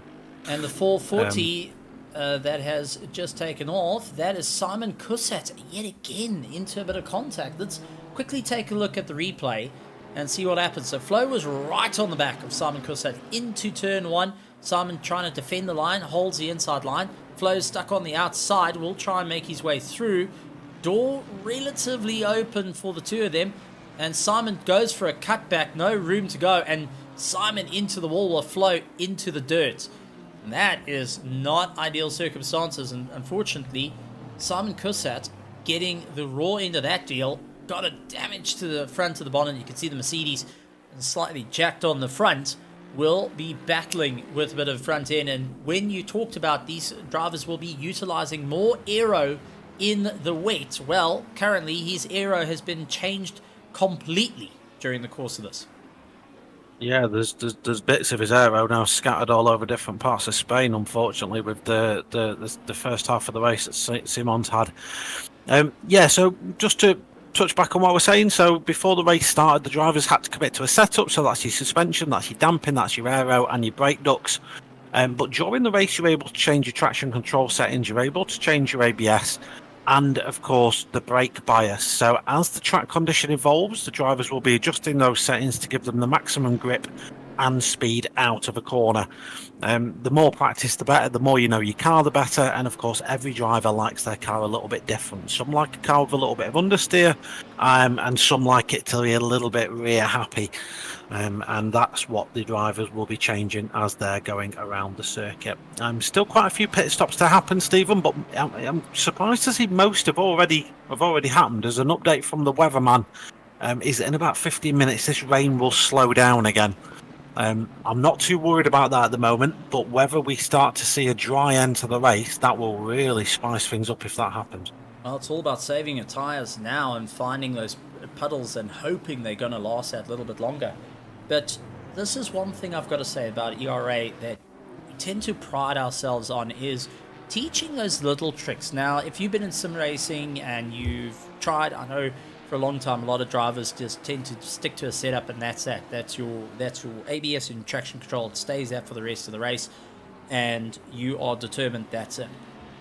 You actually get that hand on the shoulder on the academy days and you get taught about it a little bit more. And until you had someone putting a hand on your shoulder and explaining the logic of why you want to do that, taking that little bit of focus away from aiming at the apex to slightly adjust on the straightaway, just so you can make life a little bit easier for yourself. And that's incredible stuff. Jason Farmer, though, however, feeling the pressure from Christoph Peterson, the Ferrari 296, swirling all over the circuit to try and hold Peterson at bay. But the spray that Peterson is getting towards his helmet is a bit on the rough side. Switches out to the far left and now looking to straight line it to beat out Jason Farmer into turn one. But this is for the net lead of the race as well. With Colbin Correa, yeah, there was a little bit at the entry. I don't know just how spicy that was. I think Farmer was probably just a little bit deep on the brakes, and Christoph tried to go around the outside. I don't know how offended any driver will be about that little bit of contact. I can't imagine it would have caused that much of a problem. But yeah, net lead of the race there. But even if Farmer let that one go, I mean, the start he's had so far already, a bit of a genius strategy call early, and yeah, he's now in a net P2. Well, I've just had an update, Stephen. Yes. Guess what's happening in 15 minutes' time? Oh, don't tell me that's going to dry up. The rain stops in 15 minutes, according to our weather radar. So maybe the drivers that have left their pit stops till last have an advantage here. 41 minutes to go. There's still a lot of race left in this, and now we're having rain coming to a close. It's going to be miserable weather for the first little while, and then as things dry up, well, Rain tyres are definitely going to feel it. Jason Farmer has gone up 14 positions since he started. Ruan Heineke has gone up 17 positions from where he started. He started in 24th, remind you. And then Tom Alami has gone and started in 20th. He's 12 positions up. He's currently in 8th. Sebastian Luxon currently up 16 positions. He started in 26th. Stone dead last. Done a phenomenal job. And Nicholas Cora is up 7 positions. He's currently in 2nd, but still needing to get his pit stop done and dusted, along with Christoph Rolotsky, who is up 7 positions from where he started. A little bit further down from them is Lucas Collard. He's in 1st place at current and taking the ERA colours to the sharp end of the field. And on a return after being on a hiatus for a little bit, Lucas Collard is now 5 positions up from where he started. A little bit further down though is the likes of Nicholas Porras. He's up 3 positions. David Roth up 4 positions. Hanso Foss up 1 position. But who do you think has lost out the most in this race? Just having a little bit of a look. Probably, where is he? Skitty would probably be my guess. Where is he? Is he even racing still? Yes, 13th moment. Just got contact from Darius and got turned round into the wall, and he also just turns in front. It is... Oh no, Hanso. Oh no. Oh no. Oh dear. Well, oh dear. Hanso first had the contact with Darius. It then went into Ruan Heineke and Skirt Reynolds, who, well, that pony is going straight to the glue factory after this.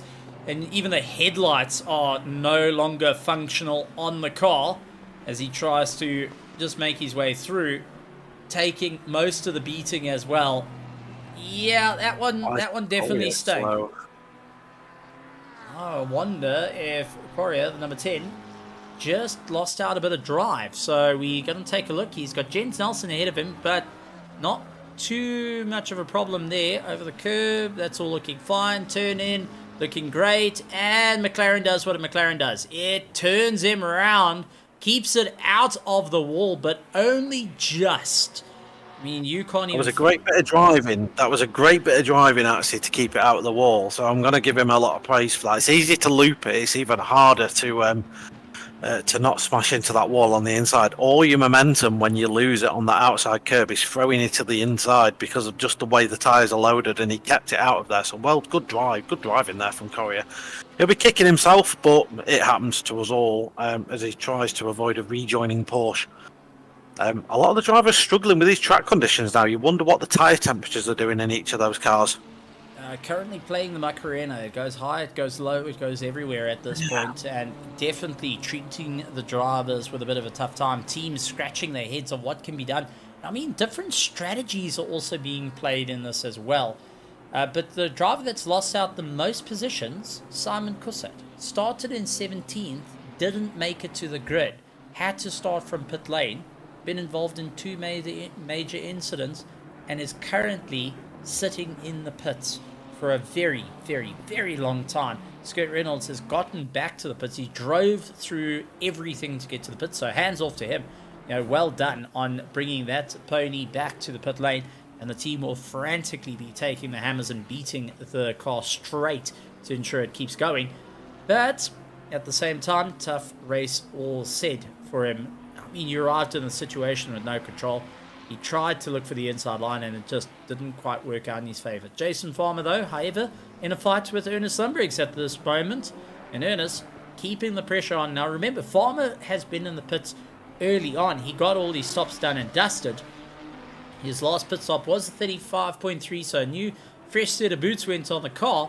Ernest Lundbriggs, though, has set the fastest lap time of the race with a 152.2 as he came across the line in these wet conditions after his second stop. Christoph Peterson did do a faster time, but wasn't valid. Brings me to my next question, Chris. We've seen off tracks. Say that again, sorry, Stephen. I was going to say, we've seen off tracks in this race. We have. Yeah, we have. Barcelona is not one of the worst tracks in the world for the drive-through track limit penalties. It's quite forgiving. I wouldn't expect. Oh, Farmer has just driven himself off the track. I don't know if you saw that on the stream. Yep, he was Um, ploughing the fields. You got to sometimes just plough the fields, put down the mealies. Live by your name. There we Yeah. go. Yeah, and this harks back to tyres. I think I don't know whether any driver expected the level of water we've got on the circuit to be this bad, and maybe the tyres are cooling off too much. I don't know. I'm purely speculative. I'm really quite interested after the race to speak to some of the drivers and see how the strategies worked out versus what they were able to do. I'm a little bit disappointed for Skirt Reynolds actually, because if that crash that it had have happened about 10 minutes later, he could have coincided that when the track was drying out and it wouldn't have affected him. But unfortunately, he's pitted and he'll probably have to pit again in about 15 minutes when the track dries. We'll see if that actually does come, though. We know these weather radars aren't always the most accurate things. We don't pay really high rates to the Spanish Met Office for the best forecasting that they can ever give, but it's been relatively accurate so far. Sean Scooter unfortunately losing his tail and eventually going and finding it back. He is now right behind the likes of Lucas Collop, who went on by. I wanted to take my hat off though. Simon Cussat waiting in the pits. It looks like he has walked out the car and gone to the canteen. Skirt Reynolds, however, despite the major impact on his car, despite that throwing him down the order, is still circulating. As a driver, respect. That is brilliant. Respect that. Yeah, respect that. And the car behind him is the next. The car behind him actually is the car he needs to overtake for position. So Flo Scub is 22nd, and it's just lapped him again. So Skirt's literally got nothing to be driving for at the moment. He's out there for pure pride, and I've got nothing but respect for that. Yeah, and also trying to take the fight back and looks to the inside, but that's purely to get out of the spray. We did see him get early on the throttle and throw the Mustang out.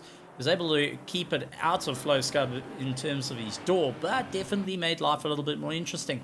Another little fight starting to brew, 19th and 18th position. Nicholas Porras and David Roth having a go at one another. The Porsche of David Roth getting right into the back of Nicholas Porras of the Track Tool team, getting chased down by the ERA team. David Roth, I've got to say, been rather impressive. The Americans have come out in force in recent races. Not only have they done well in the endurance racing side of things, but it just seems like as sprint racing has progressed, they've really stepped it up. They started pushing out of their boundaries. They started developing and getting better. And for David Roth and for the likes of Skirt Reynolds, even though they have the toughest of races sometimes, I'm yet to see these guys throw in the towel. Yeah, they always go to the end, and it's great. They're great to have around as well. David, you'll remember, was one of my co-hosts on the Pitcast this last week. Fantastic guy to have on the Pitcast with me. Gave some really good insights and everything else. And he's one of the guys that's just progressed and progressed and progressed as the racing's gone on. He's just got faster and faster and faster. And the same can be said for Skirt Reynolds. They really apply a lot of time to the craft. And that is what we want to talk about, is drivers going and really focusing on just trying to go that extra mile, trying to move their way forward and pushing themselves. And this is what we're seeing in Server 1, but even in Server 2 with our irons all going and giving it their absolute all. The progression of drivers throughout the season has been incredible. The training that has gone in has become more and more advanced purely on the fact of drivers demanding more advanced stuff. They wanting that little bit extra to ensure that they stay in the running. Talking about that, Tomo Malami currently in 8th position, getting chased down by Christoph Rolotsky of the Barwell Motorsport. He is chasing down Cyber Racing, who leads out the team championship at current. So for the likes of Malami, he needs to ensure that they keep on the top running. So far, scoring a lot of points in the championship. They're sitting at 338 points ahead of Los Pantos Hermanos, who are running in second. Track Tool team are running in third with 285, 5 points off Los Pantos, where they're sitting on 290 at current, which is always a bit of an interesting one to bring up. And not often we get to talk about the likes of team championships coming in. and what that means to each of the drivers. You're carrying that badge of honor for your team. Not only you want to do well, you want to do well for your team in the running order. Being in the BMW means that he's trying to score points, currently lying in 7th position as they're chasing down the mighty Ford Mustangs that are running in 6th. Yeah, we're going to have to get a sponsorship from a trophy company at this rate if we keep inventing championships, Stephen. The end of season awards, they seem to take up a vast yawning chasm of time as we see Lewis Knight. Again, just a bit too much throttle on the exit of the final corner. It's quite sad for Lewis, really. He came into this one sort of hoping he could take the fight to Courier for the gold championship. Unfortunately now Courier lies in P2, Lewis in 21st position after having what can only be described as a miserable afternoon, but like you said about Skirt, he's still circulating, and no matter what, we respect that.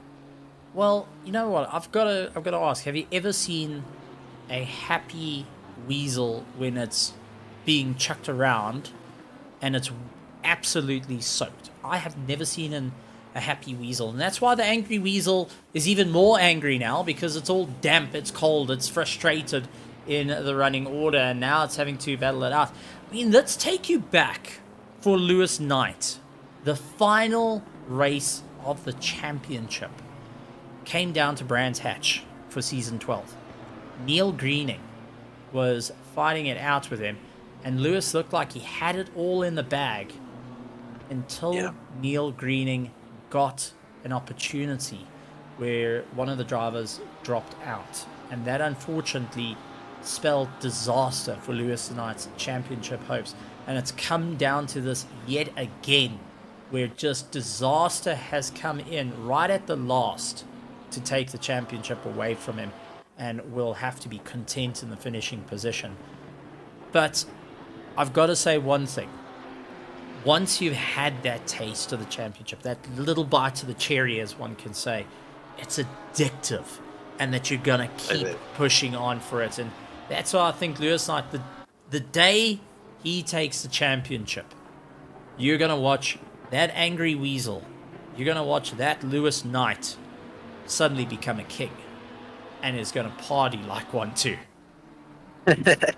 Yeah, that he'll turn that shed into a rave bar, no doubt. I remember when I won a championship a couple of seasons ago, and I've been chasing that high ever since, and I've come nowhere near it, unfortunately. Ever since I've won that, I've been languishing outside of the podium positions, but hoping season 14 I can put a fight up there, and you never know, I might be bringing home some silverware myself. But I think Lewis next season, he's just got to full commit to it, and really put some time in, develop his setups, he's got really good racecraft as it is, but he just doesn't make himself the best look sometimes, and almost puts too much pressure on himself.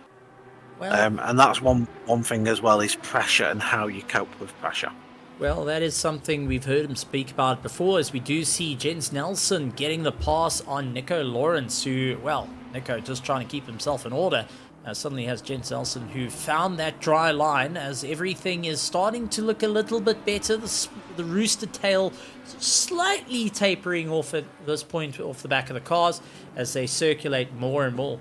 But when that luck changes, I think we're in for a race and a half for our competitors, as we do see Lucas Collab going and fighting out. That looks to be Sean Skitter that he's actually fighting. Yes. Sean Skitter is a back marker at this point, and is not giving Lucas Collab the easiest way around, and saying, look, if you want to get past me, I'm allowed to hold my racing line, and it's up for the car behind me to pass safely. I'm not allowed to fight for that, but if you happen to lose a little bit of drive, I'm not going to be crying.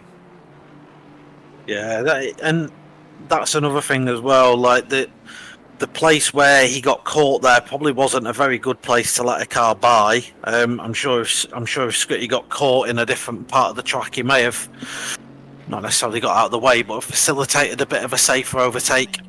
There wasn't really the right place to do it. And to be fair to Kolb, it didn't look like he was going to throw one down the inside either. Update from the weather room. The rain has stopped, but it is due to restart in about 15 minutes time. So we may well see over the next 15 minutes these wet tyres that they're on will get.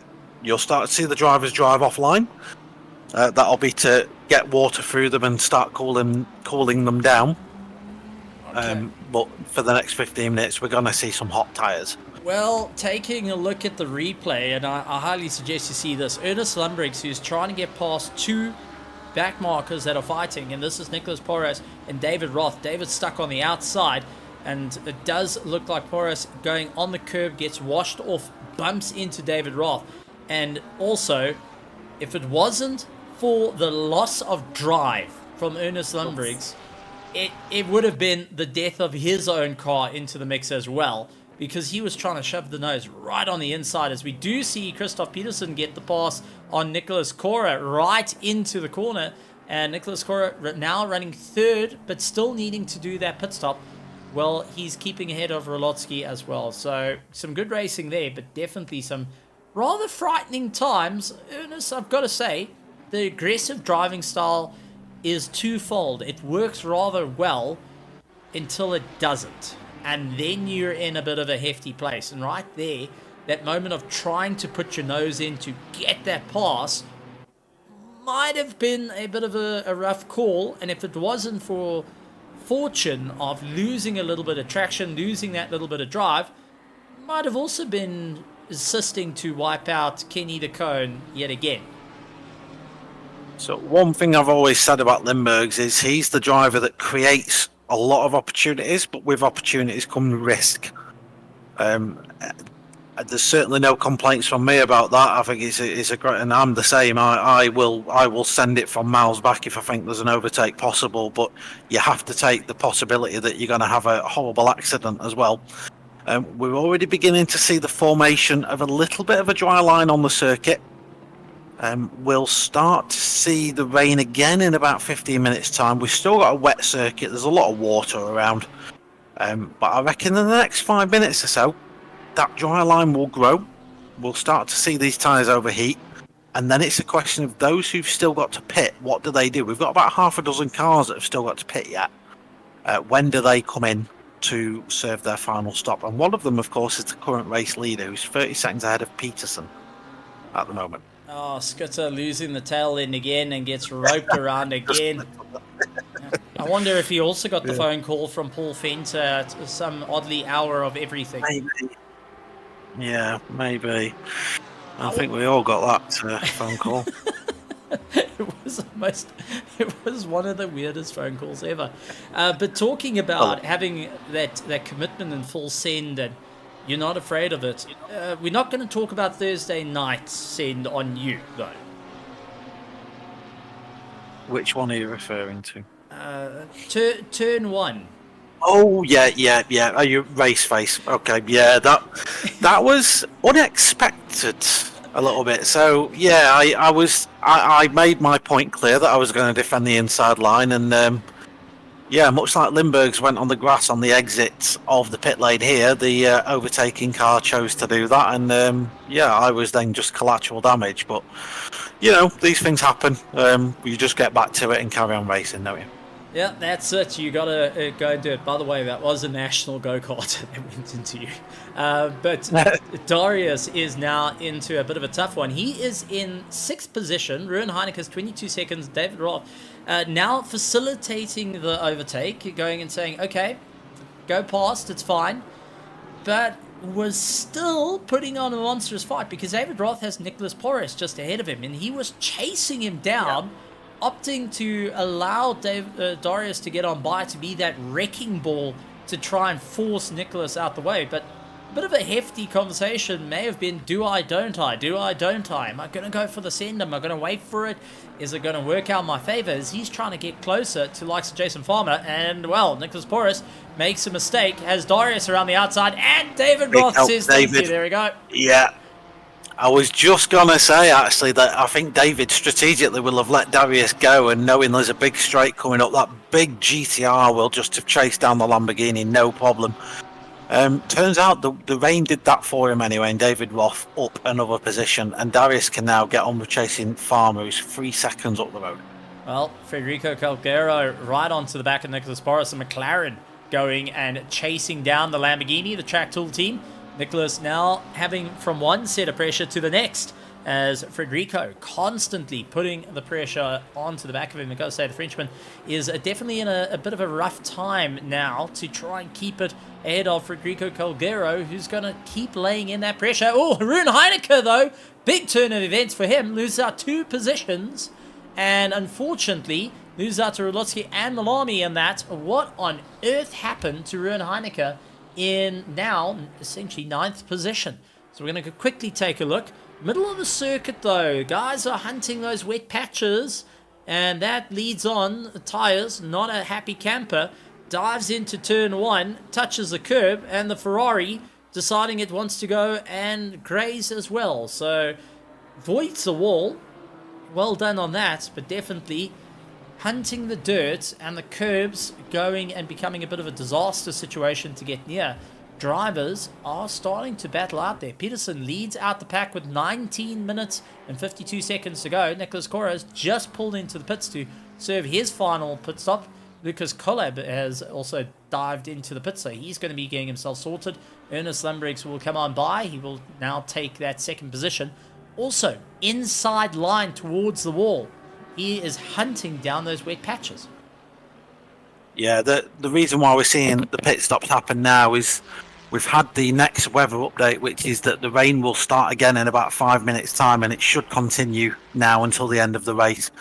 So drivers will now commit to probably wet tyres for the remainder of the race now, and we'll start to see all these drivers peel into the pits in the next few minutes.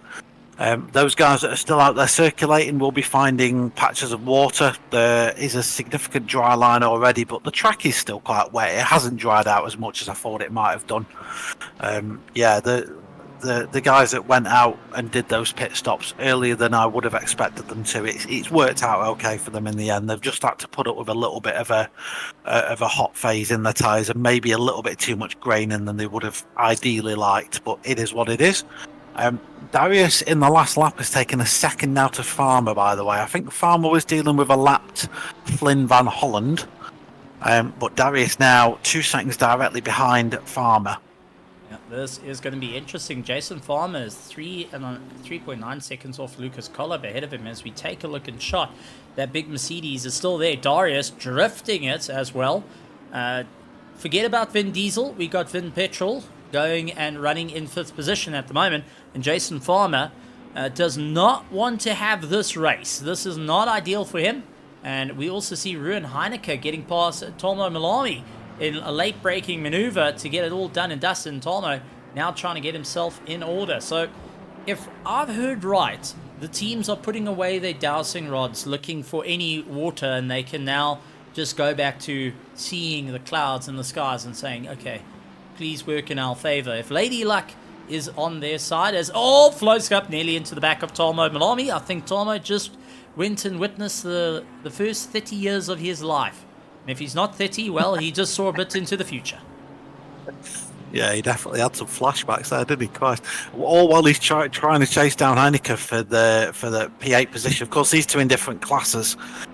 So there's no direct competition there between them, but they're going to be trying to use each other as natural barriers to other cars. What else I was going to say is as well is the D in D Shamlowski. The D stands for drift, Stephen, and he's been showing us tonight why he's earned that nickname of Driftu. And he's had that Nissan sideways more than once as Flo Scub goes for an overtake to unlap himself from Tarmo Miller. Oh, and they get very close to each other. Good racing in the end, and aware of where each other was, and Flo Scub makes his way around. Lewis Knight pulls into the pits, and that allows Scott Reynolds to actually gain a position as well. So really good running on his part. Now Flo Scub is trying to make up time to Federico Calgero, who is constantly in a fight with Nicholas Porras at the moment.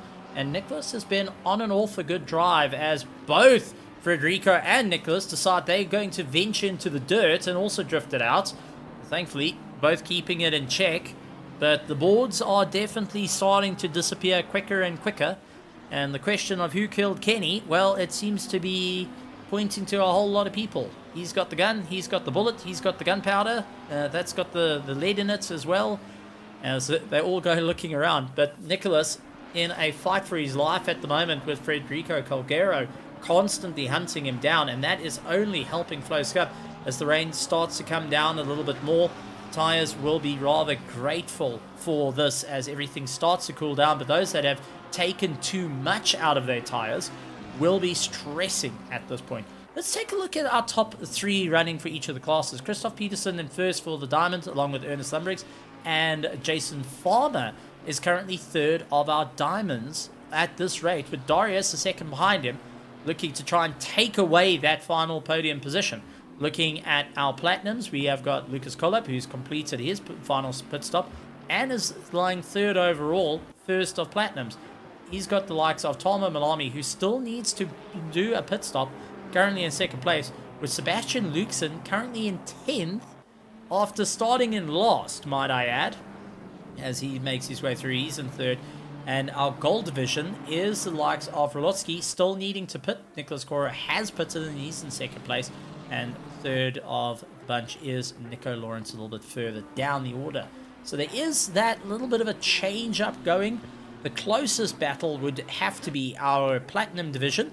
Our golds are very wide between one another, I would think. But I've got to give it up to Lucas Collab, taking a bit of a risky move in terms of that later pit stop, but it's ultimately helped him out to maintain that top 3 position overall and to boost the confidence a little bit. Yeah, these 90-minute races with 2 pit stops, there's always strategy. There's always a bit of a roll of the dice moment for all of the teams and the drivers as the race progresses through, and sometimes you've just got to take a gamble, and I think Lucas did that. Of course, he started 6th, he was pole position for Platinum. It was going to be hard for anyone really to catch him, but he's demonstrated tonight, I think, why he is one of the premier drivers in ERA, and why he is, of course, so well renowned in the series. He's again just demonstrated that in a car that, from personal experience, doesn't really deliver that well. He has made that thing deliver quite well tonight. What else have we got going on? Yeah, we've still got a few pit stops to happen, haven't we? That's certain. I'm just actually taking a look at Ruin Heineke, Tomo Malami, and Sebastian Lucan, all within a second of one another. Flowscup actually giving the toe to Ruin Heineke at the moment. But the question comes in, Malami and Sebastian Lucan are fighting it out. Now, I've got a question. Simon Kuss, that's part of the Los Pantos Hermanos. He's currently sitting in pit lane. That is not going to help their team championship run at all, especially in the final run to catch up to the Cybers as they are leading the championship. And after a team that came onto the scene with a big splash, it seems to be just a little bit of a ripple in the pond at this point. No, it's your top 2 drivers in each division that score the points. So as long as there's, I think in this case, it would be Castro's out there circulating at the moment. And, oh God, I can't think who else off the top of my head. But it may not be the end of the world for the team that Simon's in the pit lane. What I was looking at in the background is the lap times that these drivers have been doing, and Lucasen is the fastest of them all really at the moment. He's 51.8 last time out, Malmi was a 52.5 and Heineke was a 53.9, so that tells you where each driver is in the stage of their tyre development. Pretty similar pace, all 3 drivers, I think. If you just gave them 1 lap of fuel, the same car, and told them to go and do a lap time, you get something pretty similar from all 3 of them. But the way they've treated the tyres in the last 1 hour 20 minutes is really telling his own story. As Malmi actually drifts a little bit wide now, and Lukeson is right up the back end of him. And in separate news, Darius is still closing Farmer down, but he's been making little mistakes that have stopped his progress towards the back end of the Ferrari. So he's got 11 minutes to get this move done. Whether we see it actually get done, I'm not sure. If it happens anywhere, it'll be turn 1. Well, looking towards turn 1, running out of room. Sebastian Luxen did try and lean on it. Tomo tried leaning on the likes of Ruin Heineke. Sebastian commits for it as Tomo gets it all wrong into turn 1 and is off farming. He took the look, missed the brake marker, And instead of driving into the competitor, he went and threw the car to the left, rather just send it off into the dirt, loses out of position, but at least not going and, well, that would have been a straight up murder of note if he went into the back of Ruin Heineke. And Heineke had a little bit of a problem seeing both mirrors getting filled up at a rate of knots, and Luxon has now just absolutely dialed it up to 10 and is properly slinging that Aston Martin around to try and get some form of drive out of it and duke it out for the 8th position. In golfing terms, Malmy sliced it, you'd say, into the rough. This is for podium positions in Platinum, don't forget. So Lucasen now taking another step up.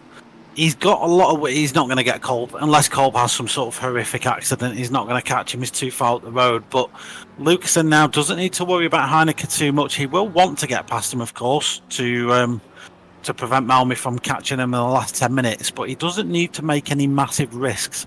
He's probably one of my drivers of the day contenders, Lucasen. He's had a phenomenal drive out there tonight. Like you say, from right at the back of the grid. P9 overall and P2 in class is an absolutely phenomenal result. I know I did say the Aston Martin is great in the wet, but you still need to drive it, and he's done just that. He's had an absolute stellar performance. And just taking a look as well, Rolotsky, Malami, Sean Skitter are the only 3 drivers yet to do their final pit stop in this race. So that's definitely going to play into it, because Cora is going to be able to inherit first.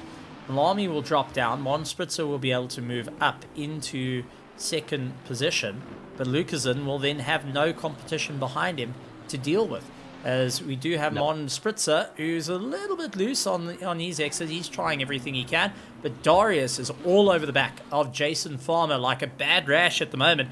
Jason Farmer hoping that the Rooster Tail is just huge all over the back of Darius, well, over the front of Darius, to ensure that Darius can't see a darn thing, miss every brake marker, hope for it. Well, it looks like Darius just going to shove that Nissan right up on the inside. I mean, Godzilla did come from the oceans and is a ginormous kaiju that gets power after it got nuked multiple times. It had the sun dropped on it more than once. And, well, it just shows that you add a bit of water and Darius is able to bring out that inner Godzilla. Yeah, I was almost about to say that I think Darius will wait until turn 1 to get this move done and just have a nice and simple power overtake, but the opportunity presented itself, and Darius didn't want to look a gift horse in the mouth, so that puts Darius then P3 in Diamond, and that's 4th on the road. Whether he's too bothered about catching Kolb, who is, I think, another 5 seconds or 3 seconds up the road, he's yet to be seen. He's got 8 minutes. He might try and do something about it, but Colby's lapping in the 51s, so he's doing a really good job out there. Lucasen, however, is starting to rein in Heineke now. Have a look at the lap times. Last time out, a 51.4 for both of them. So really, really solid pace. And Heineke keeps going to the inside line. Despite the light rain at the moment, there's obviously that little bit of concern starting to sit in the back of his head, because he keeps going to the far right, keeps going towards the wall, trying to stay away from the dry line and looking for the puddles.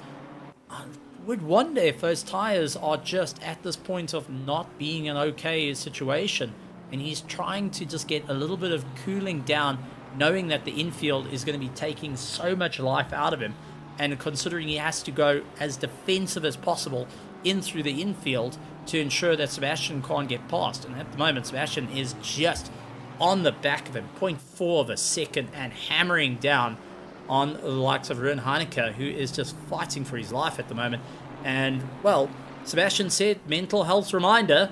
Well, nothing's more bigger than a reminder breathing down your neck. And for Ruin Heineke, he is getting it all in his mirrors, left, right, and centre.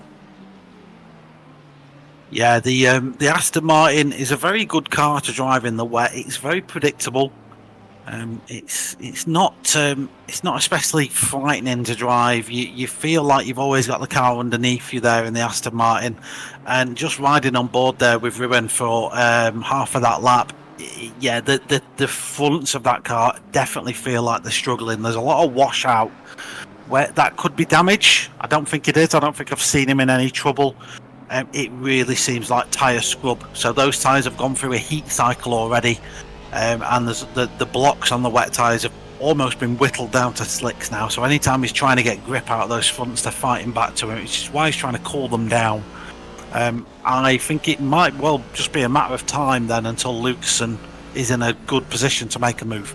I tried looking on the inside under braking and had to quickly adjust, and that took out a little bit of drivers. We're on board with Sebastian Lukeson at the moment as he fights to keep the car in check all over the back of Ruben Heineke, eating those rooster tails at the moment, running through the gears, runs out a bit wide, down into fourth, looks again on the inside, and he is just throwing the car into the corners and just demanding the tyres to stick, to live with it. Just stay alive that little bit longer, remaining to put pressure on Ruben Heineke, who has done quite a bit of racing today and practice for the different tracks. I mean, he was on Kyalami not so long ago, and now racing on a very wet Barcelona, two very, very different circuits in the way you set cars up, you understand your cars and what you can actually do. As yellow flags do come out for Finn van Holland pointing the wrong way, he's down in 21st and not ideally pointing in the direction he would like to be in.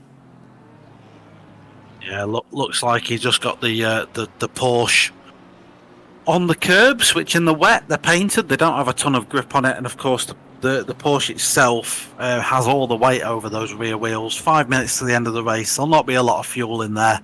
All the weight's over the rear, and yeah, he just looped the car around, but fortunately didn't collect anyone else in the issues with him. Absolutely incredible stuff. Sebastian still keeping the pressure on. 4 minutes and 3 seconds to go till the final checkered flag of the ERA Season 13. And then we'll be taking a little bit of a break and rejoining with our Season 14. But in between that time, we have the endurance racing that's going to be coming up, which has got a lot of excitement for these drivers. But everyone just clamoring on to grab those final points, and 3 drivers who are definitely in a world of hurt, Rolotsky, Malami, and Skitter, still need to do their final stop in this race. They've pushed it a little bit too far, and there's nothing but pain that will come from doing those pit stops. No, there'll just be a splash and dash at this point. So 3 seconds stationary in the pits will probably be all we'll see from those guys. They'll just add a little bit of fuel and away they go again. But of course, line to line, it still takes you about 30 seconds to get through the pit lane. So there's going to be pain in there. They'll drop a few positions, of course, and they'll have a bit of a debrief with the team as to whether that was the right call to make. Hindsight's a wonderful thing. I'm sure a lot of these drivers would have changed their mind if they knew how the race would unfold, but that's racing. Yeah, that's it. You got to be in it to win it. And I've got to say, the weather conditions seem to be a little bit odd. They're patchy in some places and not so much in others. And drivers finding that dry line in the last little bit. It is really actually getting dry on parts of the circuit, and you can visibly see it on your screens. Sebastian Lukeson, who is desperate for the position with Ruben Heineke, as we do see Rolotsky now into the pits. And, well, we talked about, will Darius give it everything he's got? Final 2 minutes to go. He's 1.5 seconds off the back of Lucas Collin, just to really put in a bit of a, I'm going to get you, and I want to be on that top 3. I'm not going to have you just steal the thunder away. Coming out of the blue, Sebastian Lukeson around the outside of Ruben Heineke. Late on the anchors, throws the Aston in. Couldn't quite get the pass. Heineke trying to defend and will hold the inside line in through the long right-hander. Sebastian really hammering it through and is just throwing the car. It's absolutely incredible to watch him. The absolute commitment of, I'm going to make you stick, is what's being said. It's not, will you stick, please stick. It is, you are going to stick. As we do get reports that Christoph Peterson is officially on his final lap of the race. Drivers now doing their pit stops. Drivers that are going out and racing for position will get the call. It's now or never, folks. Make it work. This is your final time for season 13 of the ERA Sunday Championship to win it or bin it. And Sebastian Luxen, who is fighting for, well, just pride at this point against Ruan Heineke. Heineke in 7th position is a diamond driver. There's no reason for him to fight, but come on. 7 is better than 8. They're giving us the entertainment. Meanwhile, Lucas Cole gets a little bit deep coming out of turn 1. Wrong line then into turn 2. And he's putting Darius now in a really advantageous position. He's got the inside line. I think this is move done for Darius now, as long as the exit's good. It isn't quite as good as it could be, but he dives down the inside anyway. A little bit of contact at the apex. But then the Nissan Nissan makes its way through. Lucas isn't going to put up too much of a fight on that one.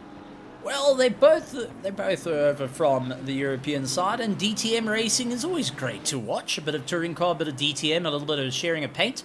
But all that's done is now brought Jason Farmer into the fray, as he's got Sean Skitter trying to chase him down. So Lucas Collop is not done yet. He's still willing to throw down with Darius towards the end.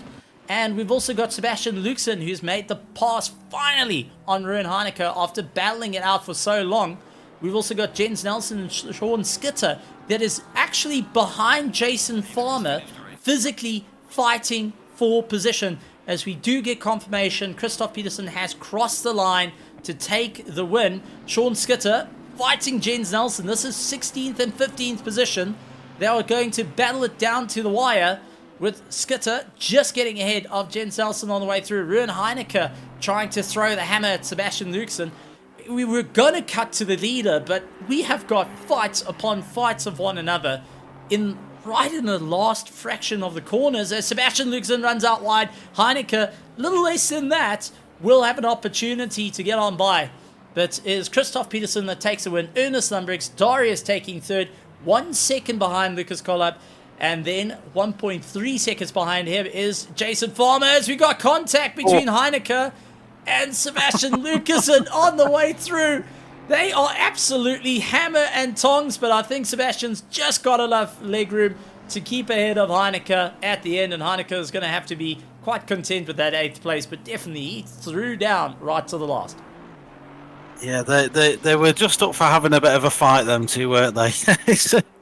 you love to see it. What a race though we've had for the to see off season 13 with quite literally a bang, and a great race to see. Yet again, another win for Christoph, although he definitely had to earn that one. Well, absolutely great stuff. Our champion of the Diamonds has done a phenomenal job. Ernest Lundbrix, you can't take away from him. Great drive. Darius had a fantastic one. Lucas Collop did a great job on his part. Jason Farmer into the top 5 with the earliest pit stop and managing to get through. So absolutely incredible parts on their side, and lots of excitement and lots of spinning and just getting the cars all, just wearing those tires out even further at this point. But man, oh man, what a race. What a season that we've had. And it's going to come down to, well, a bit of bean counting to see who got the championship for our platinums and diamonds at the end of the day. A little bit of argy-bargy moments, but a lot of drivers are going to be taking their hats off and saying, well done, well deserved, what a race out there, and what a way to end season 13 that has been through all the highs and lows to ensure that we have this great racing here at ERA that we've come to expect, know, and love. Yeah, we've had a great season. You can look at the trophies and who's won the top fights. For me, it's not always been about that. It's been about the midfield battles that we've had, the stories that have developed along the way. Yes, we've crowned Chris as champion for a 5th time in a row, but there's been a lot to talk about behind that as well. And we've seen a lot of drivers develop, which has been a great story as well, and a lot of people that have really picked up the pace. And maybe, who knows, in next season we'll see someone else leading the timesheets. But for now, well done to Christoph for confirming the win for season 13. And yeah, just a great race to see off the end of it, I think.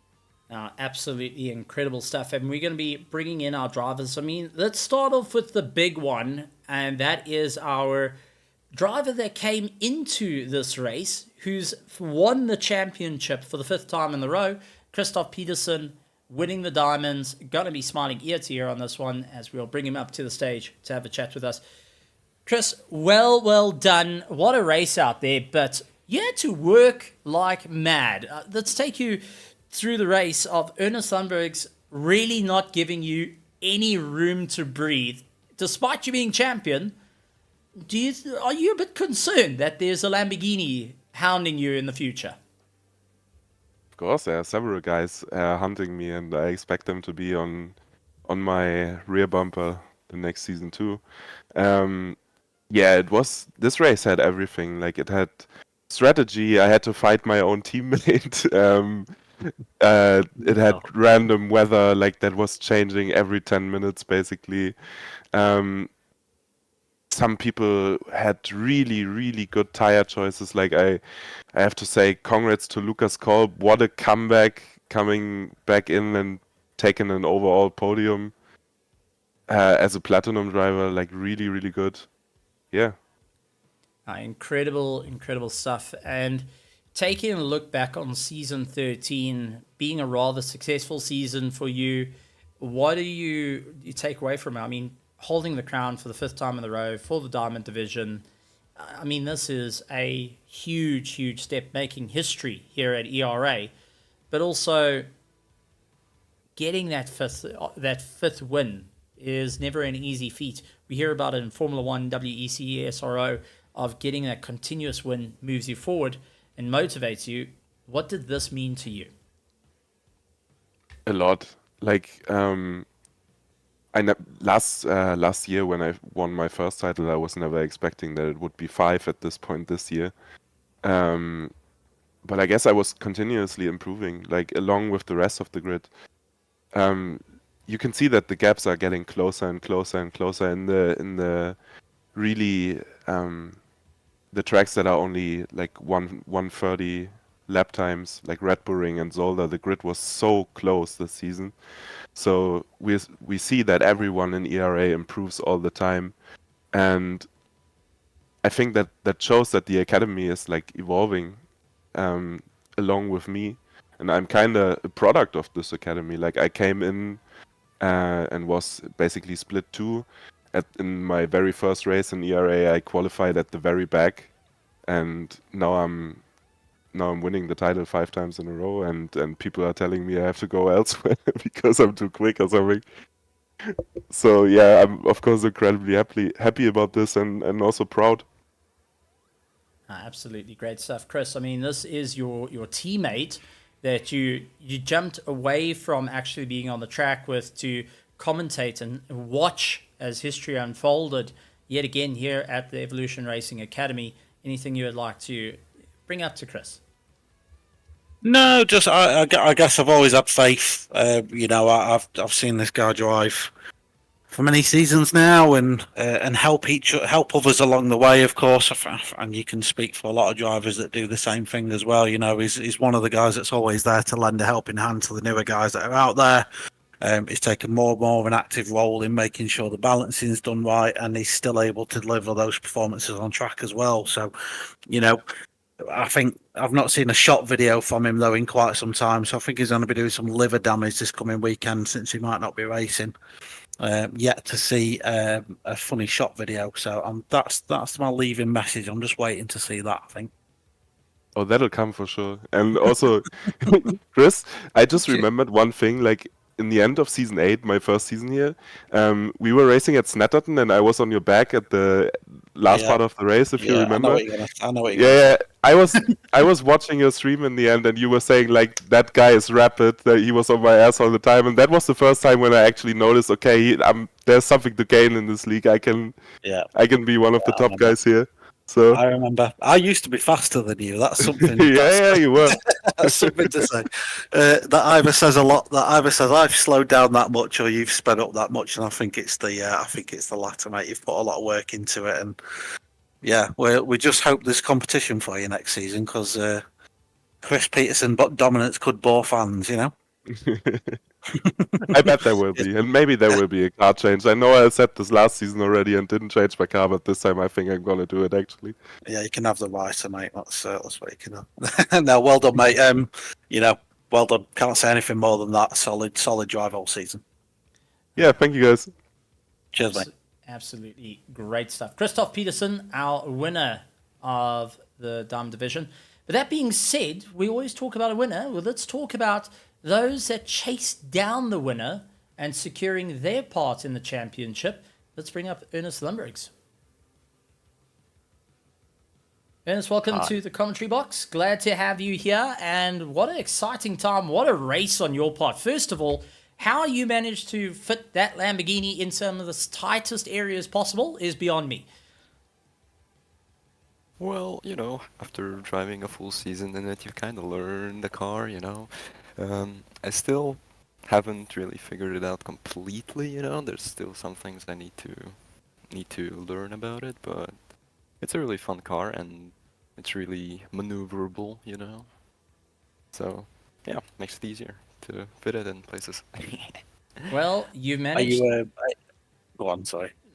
So I just want to say you managed to secure second in the championship, just narrowly missing out away from the likes of Christoph Peterson. You've had those up and down races throughout the season, still kept rather consistent. I mean, looking back at season 13, what was those moments for you that you felt was quite an exciting one that you could frame on a wall and say, man, I got that all hooked in? I mean, apart from the first race, of course, where I won, I think this race as well, like managing the conditions, following Darius and Pearson through like half of the race really closely. I think that's a really, really bright moment in my racing career, if you say. But yeah, these two races, the first and the last race in the season, I think, are the biggest highlights. Yeah, there was a good train going on there for a minute. Like what was going through your head at that point? At that point of the race, there was still quite a lot of the race to go when you guys all grouped up. And was there a genuine risk on the table to get the moves done early? Were you going to try and do it on strategy? How was your thought process at that point of the race when you were all in that train? Yes, when I was in the train, my only thought was, don't let them go. Every time we came across a slower car, my thought was, okay, move out of the way. I have a we race saw a to do couple. here. Well, Yeah. especially when a certain Mr. Van Holland nearly got in your way down at, I think it was turn 6, and you just went, no, I'm coming through as well, and shoehorned your Yeah. way in. Yeah, you've got to do that, though. You've got to take those risks, I think, sometimes, and if you don't, Yeah. you'll get left behind, especially when you're trying to follow a Nissan that's just got oodles of straight line speed. Yeah. And you can easily get lost. Oh yeah, I had to make it up all in the corners, otherwise I would be left behind. Also, when we came across Rozolski, I was starting to get really scared that I'm not getting past him, and I was really like making some big moves or something, trying to get him to move out of the way so I could be there. Yeah. And then the pit exit as well when you came out side by side. We saw Yeah. it. I mean, I was on the wrong side of the track for that, so I can't let him go. No, you turned your Lamborghini into a lawnmower last minute, I think, and Yeah. you got there in the end. Well, I think you can write off this season as successful. You got some good points out of the bag there and solidified second in the championship. Oh yeah, for sure. Are you aiming to come back next season and really put it to Christoph for the title? We'll see. That's a yes. I hope that's a yes. Well, it's been a pleasure watching you race, and hopefully I'll be joining you racing next season. Yeah, likewise. Cheers, mate. Thank you. Cool, Goodbye. calm, and collected Ernest Lundberg's going and getting second place. I've got to say, every time I have a chat to him, you go, that was exciting. Yeah, it was okay. I had it. It was cool, calm, and collected the whole time. And that's what I'm getting from the pros. Is there's always that cool, calm, collected. It's all going well. Don't worry about it. Don't stress. It really does lean on. This is like a duck. On the surface, it's perfectly fine. Underneath, though, it's paddling like man to just stay alive. That being said, let's bring in our third place, and third of our diamonds is the likes of Darius, the Drift Master himself in the Nissan. Darius, Drift 2, or even Vin Petrol, that can work as well. What a race on your side. Going and fighting it out with with the likes of Ernest Umbrix chasing you down, but also having your very own teammates, making life a little bit more interesting into the corners. Yeah, well, that wasn't exactly the thing. Like, the worst thing about this was sitting at the start line, watching at the weather, and Skitty and me were basically panicking at this moment. Like, okay, what do we do? Do we start dries? Do we start wets? How is this about to end? And then the wets, I don't think were the smartest decision, but it actually kind of worked out. And then at the start, I don't know what happened. It felt a bit like Christoph stalled, or maybe the Nissan just goes like mad in a straight line in the wet. And then I was kind of forced side by side with Christoph, and we made it through there. And first half of the stint, I could keep him and Limburgs behind me and block for a bit, and then basically I missed my pit box a little bit, and I had a little run in with Mr. Heineke, and well, overall, given how the Nissan dislikes the wet, I think P3 is probably the best I could have hoped for today. It looks like Mother Nature was just toying with your feelings as well of wet, dry, not knowing where to go, the weather forever changing. Was it just one of those moments of just pick one? Either I'm going to pain or I'm going to be fine. Just please don't sit with us half and half. Like, there's basically... there's basically a saying in German, which basically states there's one death you have to die. And so I thought, like, okay, you know what? Fuck it, I'm going with the wets. And after like 5 laps, I'm like, that was a mistake. That was not the death I wanted to go for. This is the honourable. Yeah.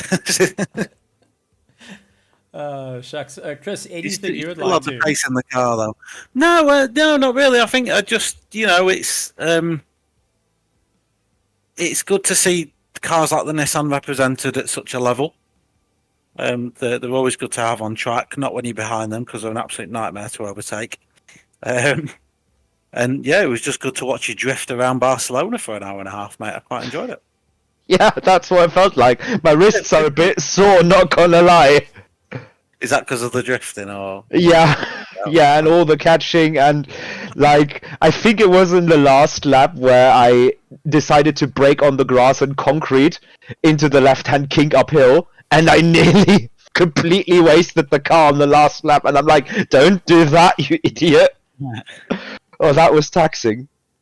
I've got to ask the most difficult question there is. Did you receive the Paul Fenter phone call at some odd hour? Yes, of course I did. I was a bit confused. It's funny that you did as well, Stephen. Yeah, I think we all got one. I was actually on another call with Darius when we both got ours. Oh god! And the best thing was Paul was writing in the LNR Discord today, I'm not racing today, I'm a bit dead. And I'm like, I wonder why. Oh gosh, okay. Well, I needed to ask the hard questions in it, but Darius, I mean, phenomenal effort. Looking back at season 13 with the drivers, the teams, the absolute petrol heads that come in and watch the racing in and out. What's your takes on this season as a whole? Yeah, it's had its ups and downs, its glorious moments, moments that induced a bit of depression. Well, I think it was a mixed bag. Like, there was something in there, like, all the time in all the races. You just kind of had to extract the best out of it. So it's kind of ended on a high note, but there were, like, phases that were not so good. But overall, the participation in drivers, and Chris can vouch for that, it's a rare thing that we nearly see 30 drivers in the last race of the season. That's a rare thing. Yeah, it is. And that's a good sign for the community, just with the sign-ups and the participation and all that. So I'm really glad how the season turned out. Absolutely fantastic. Darius, just well done for taking that third place, and it may have been enough to take third in the championship right at the last to ensure that you had a good one. So absolutely phenomenal stuff. Thank you, Stephen, and also I thank you for the great commentary you provide. I think you need to get some sleep. That's for certain. Maybe you got woken up a little bit too much for that one. Chris provided the best one. Darius going and having a good one. Well, sorry, Chris, you wanted to say something? No, not at all. No, I was just going to compliment on to the end of that. I think you've done a fantastic job this season. I don't think you give yourself enough credit. It's all good. I've got too much credit at the moment. That's why the banks are looking for me. But moving on to our 7th place is a driver that, well, in qualifying, you said keep an eye on him. He's going to make some big headway. Come the end of qualifying, stone cold last. And, well, we got to see a whole lot of it. Sebastian Luxon, going to be having a chat to him. Sebastian, welcome. Chris, over to you. Thank you. No, I was just going to say my driver of the day nomination, if we did such a thing. We were looking at him at the end of qualifying. Sort of 5 minutes to go, no time on the board. So I guess the first question is, what happened in qualifying? Some technical issues, and I Wasn't didn't the have car enough. again, was it? No. It wasn't a cat this time. No, I had some software issues, so I didn't have a lot of time to put it in, and I was just like, oh, okay, let's just do it safe. Let's just do a valid lap, and let's see where I end up. And it was stone cold last, so yeah, okay, fair enough. Yeah, but you really pulled it back in the race. Like, when I look at drivers of the day submissions, and I sort of asked myself, who am I really impressed with this race? You don't just look at positions gained, you look at racecraft, you look at how they've managed to pick their way through the field, all that sort of stuff. And I think you executed what can only be described a perfect race, given the cards you were dealt at the start of it. Fought your way back through. I'm just interested in how you did that. Was there any sort of special tactic employed when you did qualify last? Did you take any gambles in the pit stops? Like, how did you achieve that, basically? Well, I knew with the 2 pit stops we had to do, I tried to do only those. So I just tried to match the fuel load. So I would end up taking roughly the amount of fuel I had to carry throughout the whole race, and then just you go around the last corner and you just go, yeah, okay, now do it again. Nothing stupid. There's a lot of things that can happen with this rain, and then it dries out and then it rains again. So it's kind of just the philosophy of be there to win it, and be there to actually gain the positions. So it was kind of just don't do anything stupid, and keep your head cool. Definitely. The current live points, by the way, have you 3rd place in platinum? Obviously, there's stewarding processes and stuff to go through yet, but that result does solidify you a great result, a podium finish, a trophy to take home. And 3rd place in platinum as it stands. All will be confirmed at the end of the week. But yeah, you started the season in gold, and you're now taking home a platinum trophy. Yeah, I'm really happy with it. I'm a bit surprised, to be honest. And when I saw it in chat that I was in 3rd place, I was actually really surprised. But this was definitely probably my best race with you guys. So I'm just happy that I could give a show and hopefully entertain people and finish in style. You did that. And just, I think the last thing from me before I let Stephen in is I just wanted to ask you about your livery. Obviously, Did you change livery halfway through? Talk to me about the story behind that, because it's something to do with mental health. Yeah, so I just felt like I got a bit stuck, and it was like a mental thing, and then I decided to change it, just like kind of like when I've the best example I've heard is like motorcycle riders. They say when you put on your leathers, it's kind of like Superman putting on his cape, and you Yeah. kind of feel right. So I just needed like a refresher for the rest of the season, and then just yeah, I'm big on mental health and on taking that stuff seriously. So I renamed the race team to Mental Health Reminder, just yeah, just because that's the only appropriate team name I could find for what I actually believe in. So yeah. Oh, good man. Good man. We love to see it, and well done for this season. And I'll hand over to Stephen for any questions he may have for you. Well, first of all, mental health is definitely, we tend to forget about it in our sport. And when you're putting a lot of pressure on yourself in races like this, where championship points are up for grabs and you're sitting clamoring for it and you're spending hours and hours and hours in the rig, you tend to lose track of yourself. So I've honestly, I've got to give my hat off to you and a tip of the hat as well for it. But take us through your season 13. I mean, this has been a progression of note from gold to platinum to getting a trophy, a bit of silverware in platinum. Through it all, it's been a bit of a wild ride on your side.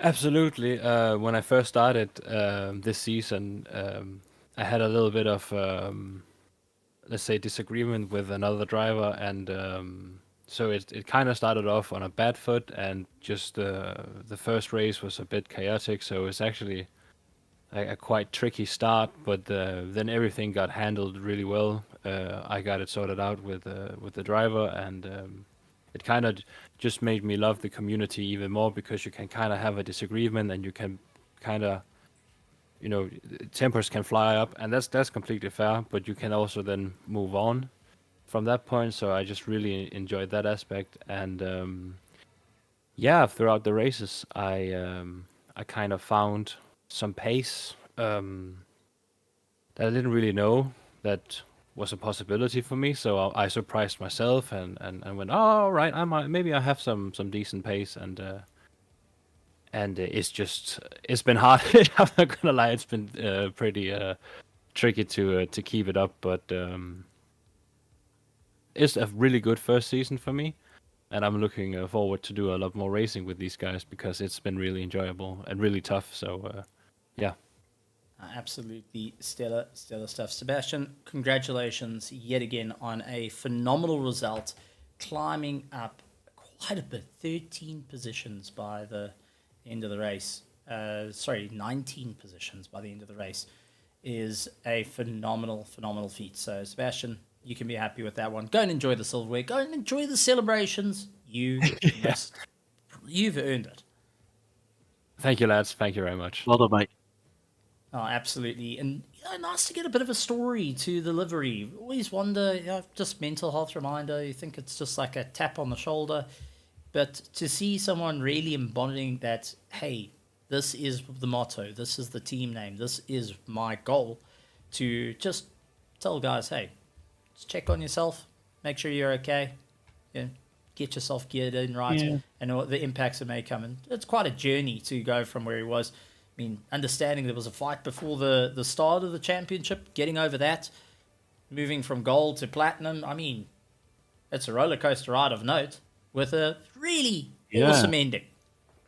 I remember all that happening. I know the incident he was talking about, and I think both drivers just approached that in really a grown-up way. It was just a misunderstanding at the start, and they spoke it through, and the respect's always there, and they got through it. And yeah, he's had great pace from the start, and he may have found a little bit more, but it's always been in the locker. Yeah, great season for Sebastian, and I'm always interested about liveries. You look at the comment he made about it's the suit you put on. These drivers always put something personal on their liveries, unless you're driving for a team. I know we're going to speak to Martin in a moment, who's been patiently waiting in the waiting room. Martin, thank you for waiting. I know he's driving for a team, so they've had team liveries, but the drivers that aren't typically always put little personal things in there, and I'm always driving with them thinking, I wonder what that means, or why have they chosen that, so I expect me to ask those sort of questions because I'm genuinely interested in it. Well, one thing I'm genuinely interested in, Martin Spritzer to come up and have a chat to us, came into this race leading the championship, 83 points to Tomo Malami's 75, and getting the win over Malami, which means maximizing his points for the championship. Martin Spritzer, if all going well, you have just taken the Platinum Championship. How are you feeling after that? I mean, Barcelona threw everything at you. Yeah, hello. Thank you, first of all, for the commentating. And yeah, it was absolute nightmare start for me. I took the same thing like Christoph and Darius and go for the wets. And that was a nightmare. After 5 minutes, the tires were gone and I knew I had fucked up. And then I saw that Lucas was pulling away from me, and I think Tarmo was on dry as well, and I thought, okay, I have to do something, and then I just stayed out and hoped for the rain to come back, but it didn't really, so I had to go sometimes on the dry. Then I drove on the dries in the rain, just with full fuel, so that I didn't have to pit again. Yeah, but unfortunately the rain came back, and then I had to pit again.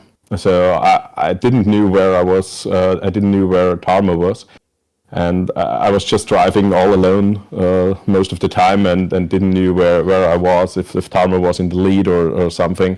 Yeah, it was a really tough race. Well, you managed to pull it back for the Track Tool team, and actually scoring the highest for the Track Tool team.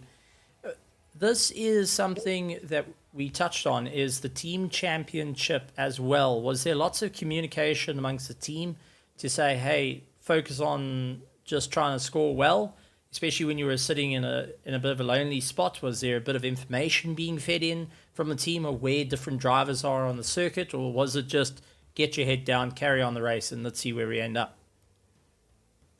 I mean, during the race, I have to have it quiet around me. I tried it that I'm in a TeamSpeak or something, or in a Discord channel. But if it's too much voice, I can't focus, and then I'm doing stupid things. So I have to be all alone, and yeah, that's something that's limiting me. But otherwise, I couldn't concentrate at all. So during the race, I had no info. Fair enough. So just get down to doing the absolute lock, stock, barrel, and get to the end of the line. That is some proper stuff. Chris, anything from your side? No, just again, congratulations on a solid season, Martin. I'm hopefully not going to give you so much of an easy ride next season, and gonna come and give you some competition. That's my hope. I'm really looking forward to race against you next season, Chris. It was always good fights we have, for some tough fights as well, but it was always fun to race you. And the first two races, the last two we had, there were some awesome pace you picked up in the Mustang. So I hope we see us in the next season. Well, I hope so, mate. But sometimes when I see you putting these races together, it's genuinely scary. But yeah, I'm hopefully going to be in there with yourself, Tarmo, Sebastian, Flo, and Simon, and hopefully we can have a good old ding dong for the Platinum title for season 14.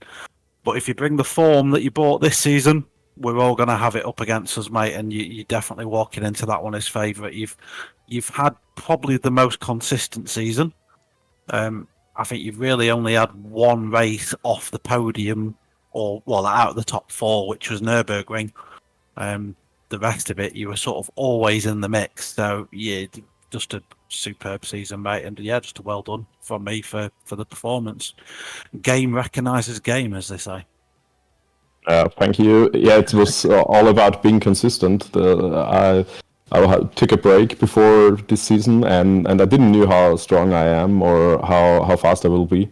So all I was doing was trying to be consistent, to not get into fights that I didn't want to take. So and it paid off at the end. So that was really great. Yeah, it's work, mate. No, well done. And like I say, I look forward to racing you in the off season if you're doing it, and season 14 as well. Yeah, definitely. Cheers, mate. That's it. Game Cheers. recognizes game, Monstritter. And to go and say that he's now holding the crown for the platinum, by the looks of it, barring if stewards just get involved, but looks like he's going to be holding the crown and also the big target on his back. But Chris, what a season. The highs, the lows, the thrills, the spills, the dramas, the tears, the smiles, the laughs. It had everything this season. And for the start of 2025, what better way to just go in and have an absolutely epic amount of racing? No, we've kicked off 2025's first season with an absolute dinger. Really, we've had multiple different race winners, not only in Diamond but all throughout the classes. We look through Server 2 as well. I know you spoke a few times about the silver, bronzes, and irons, but they've really been steaming through the ranks. And drivers like Miles Stone, we might see in gold next season. They've really been improving in the I'm going to call it the lower ranks, but there's some quick boys down there. And yeah, drivers like Nicholas Corrier, who we haven't had a chance to speak to tonight, but of course he's wrapped up gold. He's going to be in contention for a higher title next season, and I know he's been doing times that would rival Diamond drivers. So he's developed as well, and yeah, like you say, it's sort of delivered everything, and it's just been an absolute pleasure to share the commentary box with your good self for 4 or 5 of these races that we've had, and get to watch it from the crow's nest. Basically, it's been great fun. Get the high ground on all the racing, and I've got to say it's been an absolute honor having you in the commentary box. Once again, very, very knowledgeable driver, very knowledgeable in just pop culture as well. Is always helpful to give the signs, and also thanks for all the help. It's absolutely incredible to have a pro voice in the ears to guide through the race and really lean on. But this championship, we've watched the evolution of drivers, and also how the lessons have come into effect. People that originally thought, I don't quite need it, all of a sudden raising eyebrows saying, I needed it. So great to see the drivers coming in, whether you're super experienced, whether you're just starting out. Evolution Racing Academy is here to learn, grow, and get you racing against some of the best in the world to take on the biggest championships that you can get. But always come home to the little family that has kept you going. And I can't say little family anymore. We've grown in leaps and bounds at this point. But absolutely tremendous stuff. Chris, from your side, any final thoughts on season 13, looking at season 14, the little break we're having, but not to take away the incredible endurance race we're having coming up a little bit later on. Also, go to SimGrid, look up Evolution Racing Academy, sign up for that endurance race. You want to be part of the Endurance Championship, and I am currently doing the Jedi mind trick to ensure that everyone watching will do that. Yeah, this is the Discord you've been looking for. The link's in the description, by the way. So if you go scroll down and give that a click, you can join up. Well, I mean, the season's been fantastic, but and I sort of made a comment during the race, I think, as well. Like, it's a little bit cheesy sometimes about the journey is sometimes a lot more fun than the destination, and I think this season's evidence of that. You could have started the season, skipped to the end, and probably had the same result, but you wouldn't have the stories along the way. You wouldn't have the memes that have been generated in the background and all the stuff we probably don't get to see, like the old get dove stuff that the drivers have been coming up with. And there's just so much fun that happens behind the scenes and half of it I can't even say because I'll get the YouTube channel deleted. But yeah, it's just a great community, and that's the strength in ERA that I really want to get by. There's a lot of racing teams out there, and if you want to get some racing under your belt, sure, there's a lot of places where you can come and do that. But with ERA, you don't only get the races, you get the community as well, and it really is just a great place to come and spend time. Absolutely incredible stuff. So, ladies and gentlemen, boys and girls, make sure you hit that subscribe button, hit that bell notification icon, because you don't want to miss any action here at Evolution Racing Academy. Leave us a like, enjoy the racing, go and tell us what you need to do. And if you really want to show that you're not a big fan of the stuff, you must hit the like button 3 times. It works fantastically to say that you don't like the show. Hit it 3 times. But for everyone out there, thank you very, very much to our partners here at Evolution Racing Academy. It's fantastic to have you all on board. To all the stewards, admins that have put in the tireless efforts behind the scenes and the thankless efforts. I think they get more drops of bombs dropped on them versus them able to get a thank you once in a while. So massive thank you to all the admins and stewards on the huge amount of work. Also, thank you to our commentator for Servant 2 of Mordred, going and streaming every step of the way. Absolutely love to see it. Chris, yourself, thank you so much for taking your time out of the seat to join in the commentary box. And we've got to say a big thank you to all the teams, the drivers, the family members, and most importantly, you petrol heads that come in and watch the racing from the virtual grandstands. Whether it rain, shine, cold, hot, and in the dark, you guys are here day in and day out to support and cheer on. You guys are the absolute legends and the ones holding the true crown of ERA through the course of this. But Chris, for the final time for season 13, we're going to have to say it. Would you like to say it? I'm going to let you bow out on this one, Stephen. You've earned it, mate. Fair enough. Ladies and gentlemen, boys and girls, from the THT Productions box, from Chris Wall's own Simrig, who, well, I think has just confirmed Maserati next meta, we'd like to say good morning, good afternoon, good evening, and good night, everybody.